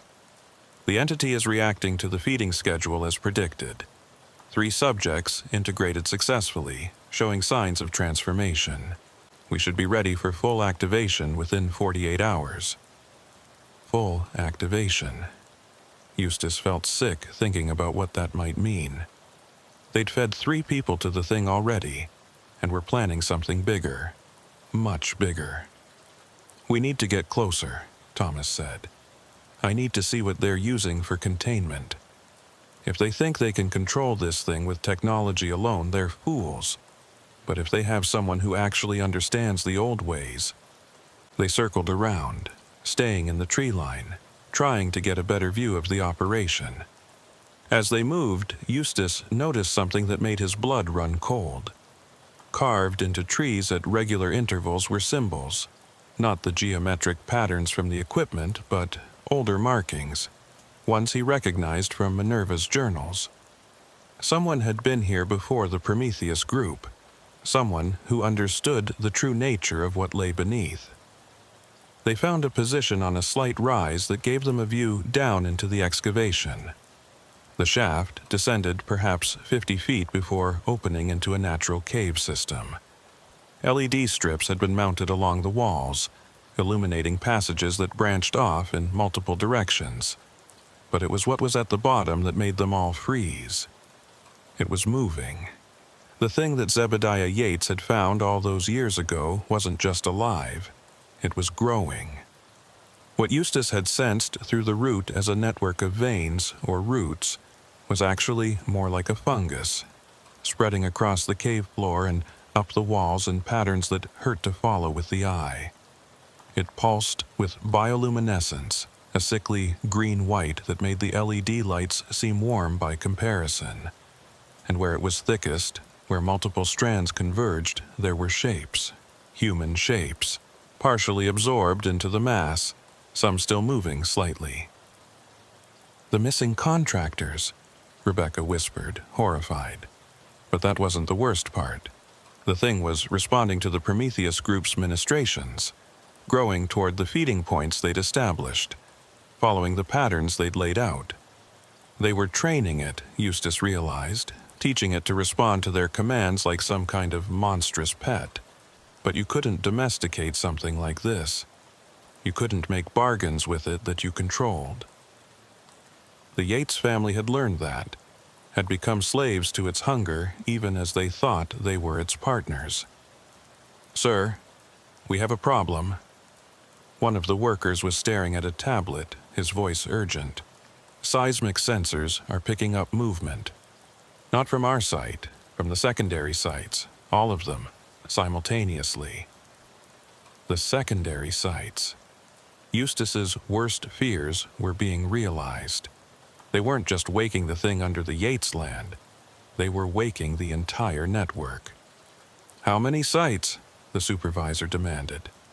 7 confirmed, possibly more. Kentucky, West Virginia, Tennessee, Virginia. They're all showing activity. The supervisor was silent for a moment, then spoke into his radio. "Accelerate the timeline. We proceed to full activation tonight." "No," Sarah breathed. "They can't. If all those sites activate at once..." She didn't need to finish. They all understood it would be a cascade, each awakening triggering others, spreading through the mountains like a wave. Every old bargain would be renewed. Every sleeping horror would wake. Every thin place would rupture. "We have to stop them," Thomas said, already reaching for his case. "I don't know if we can, but we have to try."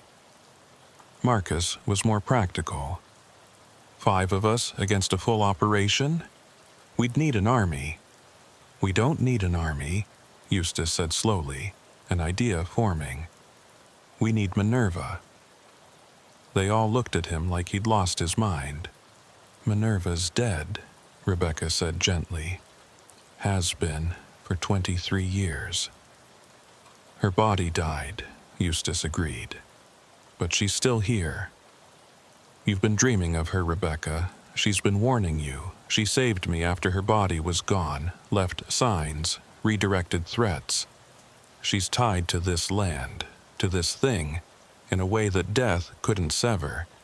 And if anyone knows how to stop this, it's her." It was insane, he knew. But they'd passed beyond sanity the moment they'd entered these woods. The normal rules didn't apply here, at the intersection of the human world and something far older and stranger. "How do we contact her?" Thomas asked, and Eustace was grateful the priest didn't dismiss the idea outright. "The same way the Yates family contacted the thing below," Eustace said, "through blood and intent. Rebecca, you're her blood, her cousin, from the same family line. If anyone can reach her, it's you." Rebecca paled but nodded. "What do I need to do?" Thomas opened his case, pulling out items that seemed to glow with their own light in the darkness. Not Christian artifacts, but older things, preserved by the church but predating it. "We create a circle," he said, "a protected space. Rebecca calls to Minerva while we anchor her to this reality, keep her from being pulled into whatever Minerva exists in now." They worked quickly but carefully, Thomas directing them in creating a ritual circle using salt, silver, and herbs that smelled of earth and age. Sarah contributed her knowledge of the symbols, adding markings that would focus the connection while limiting its scope. Marcus stood guard, watching the Prometheus operation for any sign they'd been detected. When the circle was complete, Rebecca sat in its center, holding a photo of Minerva that had been tucked into one of the journals. Eustace gave her the piece of the broken root he'd kept all these years, the one fragment that hadn't turned to ash. It was dead now, no longer connected to the thing below, but it had been a connection once. Maybe that was enough. "Just talk to her," Thomas said gently. "Like she's here, because in a way she is. She never really left."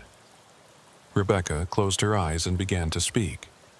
She talked about finding the journals, about the dreams, about the fear she felt watching the Prometheus group's activities.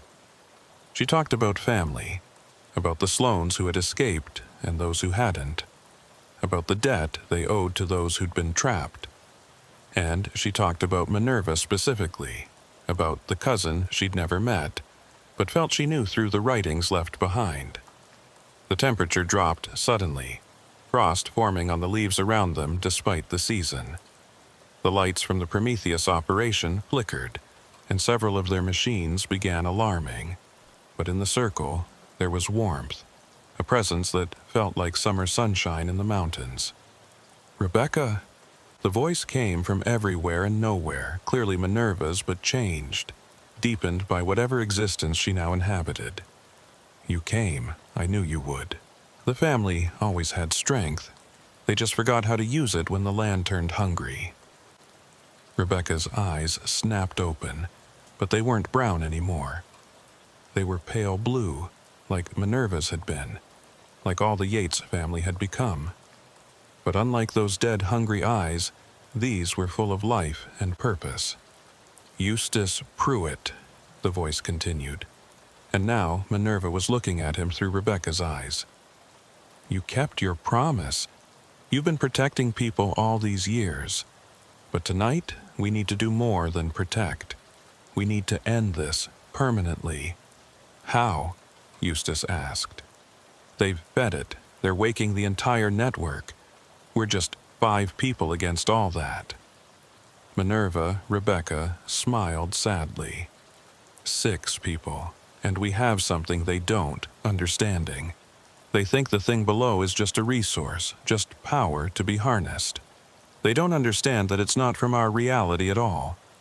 It's an infection, a place where something from outside broke through into our world. The old families didn't make bargains with it. They were infected by it, became part of it while thinking they remained separate. She stood, and the circle's salt line glowed brighter. But infections can be burned out if you're willing to accept the cost. The Prometheus group has actually done us a favor. They've exposed the thing, brought it to the surface, made it vulnerable. And they've activated the network, yes, but that means the connections are open. What flows one way can flow another. "What are you proposing?" Thomas asked, though his expression suggested he already suspected. "A cleansing fire," Minerva said through Rebecca. "Not physical fire. The thing below doesn't burn that way. But spiritual fire, the kind that purifies, the kind that requires sacrifice to kindle." She looked at each of them in turn. "I can do it, but I need anchors in the physical world. People willing to channel that fire, to be conduits for something that will burn out the infection wherever the network touches." "That sounds like it would kill us," Marcus said bluntly. "It might," Minerva admitted. "Or it might just change you, make you something different than you were. The Yates family was changed by serving the hunger. You would be changed by serving the cleansing. It's still a bargain, still a transformation, but one chosen freely, not compelled by hunger." Down in the excavation, activity was intensifying. More workers had arrived, and they were setting up additional equipment around the hole. The thing at the bottom was growing more active, more strands reaching upward, pulsing with that sickly light. "We're running out of time," Sarah observed. "Whatever they're planning, It's happening soon. Eustace made his decision. He'd lived with the weight of that night at the Yates compound for over 2 decades. He'd dedicated his life to protecting others from the mountain's hungers. This was the logical conclusion of that dedication. "I'll do it," he said. "I'm old. I've lived my life. If this can end the threat permanently, it's worth the cost." "And Thomas said immediately. "I've spent years studying these things, trying to understand why God allows them to exist. Maybe this is why, so we can choose to stand against them." Sarah nodded. "My whole career has been documenting these entities. Time to do something more than just observe." Marcus was silent for a long moment, then sighed. "Can't let you all have the glory. Besides, someone needs to make sure you don't screw it up." Rebecca, Minerva, looked at them with such gratitude that it transcended the possessed state. "You don't all need to do this. 1 or 2 would be enough to anchor the cleansing." "We're stronger together," Eustace said firmly. "That's always been humanity's advantage. These things are alone, isolated in their hunger. We have each other." The ritual Minerva described was complex, but not impossible. It required them to physically touch the infected mass while spiritually opening themselves to the cleansing fire. The fire would use them as conduits, spreading through the network to every connected node. It would burn out the infection, seal the breaches between worlds, and end the ancient hungers that had plagued these mountains for millennia. But first, they had to get to the thing itself, past the Prometheus Group's operation. "I can help with that," Rebecca said, her own personality reasserting itself, though Minerva's presence remained. "My husband isn't the only Forestry Service employee who knows something's wrong here. There are others, locals who've been pressured to stay quiet but don't like what's happening. Give me 20 minutes. She made several calls, speaking in coded language that sounded like normal forestry business but clearly meant something more. Within 15 minutes, they heard sirens in the distance. Then more sirens converging on the excavation site from multiple directions. "Fire," Rebecca explained. "Reported forest fire near the operation. Every agency in 3 counties is responding. They'll have to evacuate, at least temporarily." The Prometheus Group tried to resist the evacuation order, but even they couldn't openly defy a dozen fire departments and the state police. They pulled back, taking their essential equipment, but leaving the site itself accessible. They clearly planned to return as soon as the false alarm was resolved. The 5 of them moved quickly, descending into the excavation while the emergency responders were still arguing with the Prometheus supervisor about jurisdiction. The shaft was worse up close, the walls slick with something that wasn't quite fungus, wasn't quite flesh, but something between. The metal scaffolding was already being consumed by it in places, dissolved and incorporated into the growing mass. At the bottom, the thing's true nature was revealed. It wasn't a single entity, but a colony, millions of tiny organisms acting as one vast hunger. Where it had absorbed the contractors, Eustace could see the process. Not digestion, but transformation, converting human flesh into more of itself, while keeping just enough of the original pattern to maintain a mockery of human form. "This is it," Minerva said through Rebecca. "Form a circle, each of you touching the mass. I'll provide the spark, but you need to be the channels. And remember, don't fight the fire. Let it flow through you. Fighting it is what damages you." They arranged themselves around the pulsing mass. Eustace's hand trembled as he reached out to touch it. The sensation was horrific, cold and hungry, trying immediately to begin the process of absorption. He felt his skin beginning to change, to become something not quite human. Then the fire came.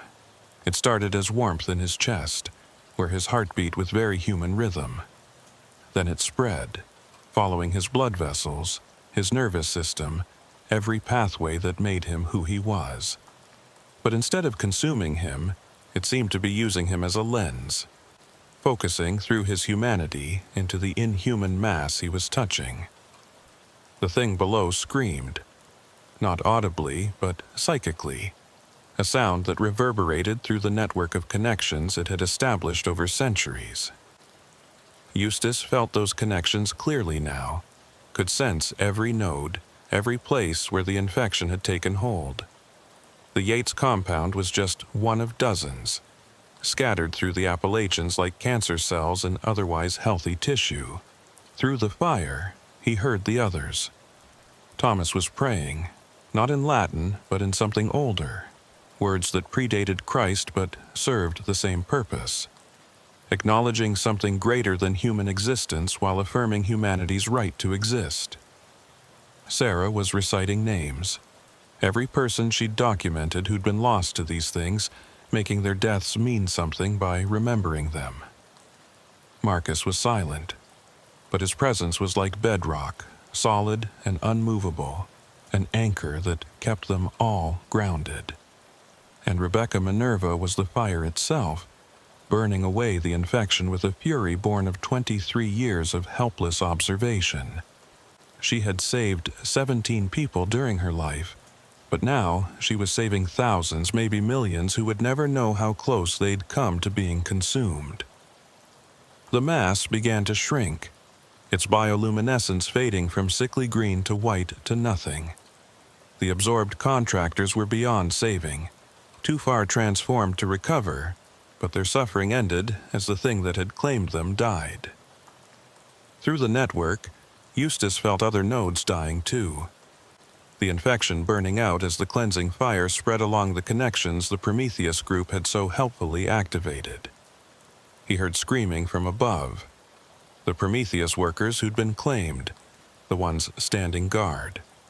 They were burning too, the infection in them being purified. Some would survive, return to humanity. Others, too far gone, would finally be allowed to die properly.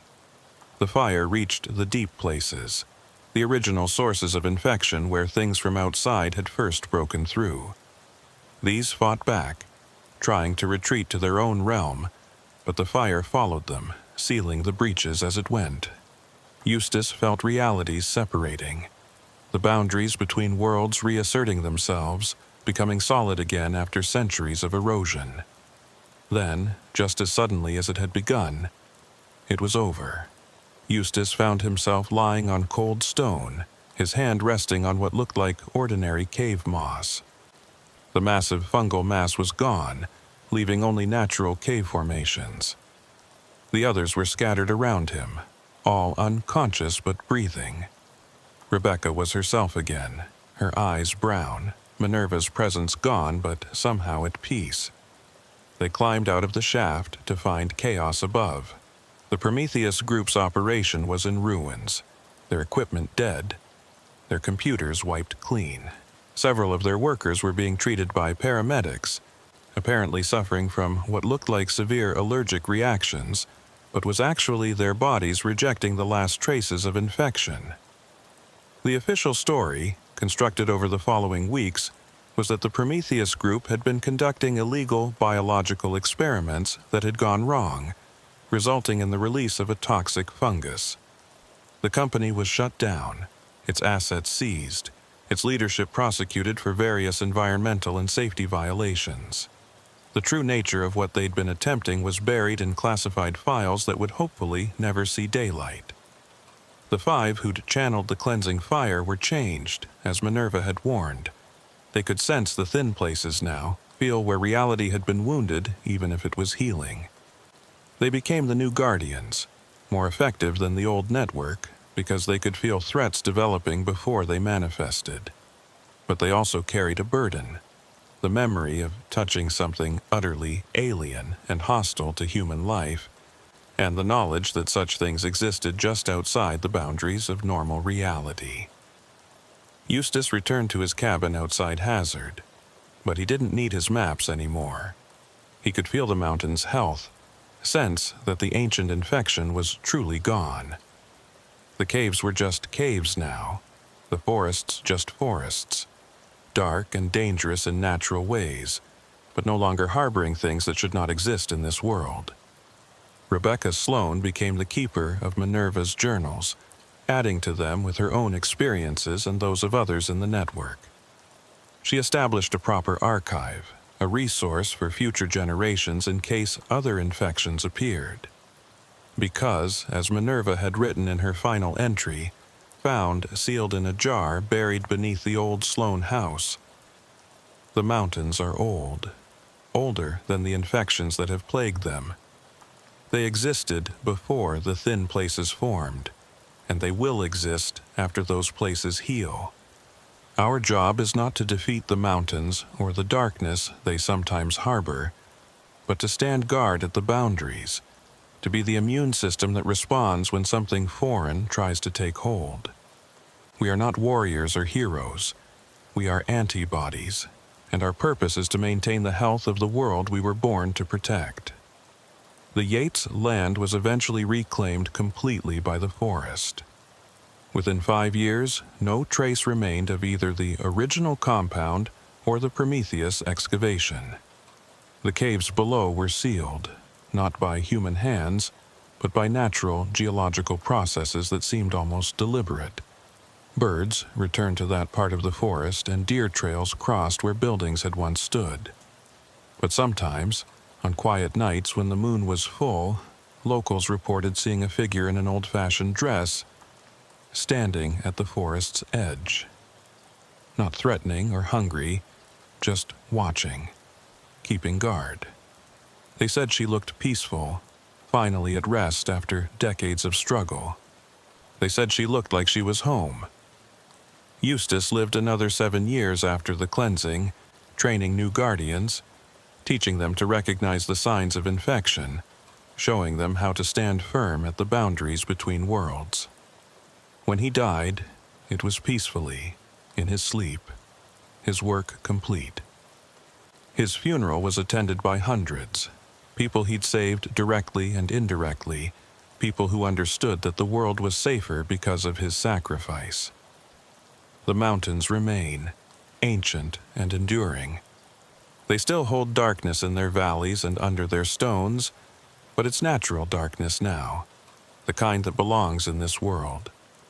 The infections are gone, the thin places healed, the ancient hungers finally satisfied by being starved out of existence.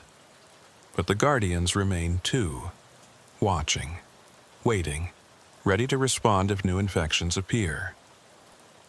Because the universe is vast and full of things that don't belong in our reality, and as long as humans exist, there will be those who stand at the boundaries, keeping the foreign darkness at bay, maintaining the health of the world through their vigilance and, when necessary, their sacrifice. The Kentucky backroads are safer now, though truckers still tell stories about the places where reality seems thin, where the forest presses too close, where engines fail for no mechanical reason. They pass these stories down like warnings, like protective charms, never knowing how close to the truth they come.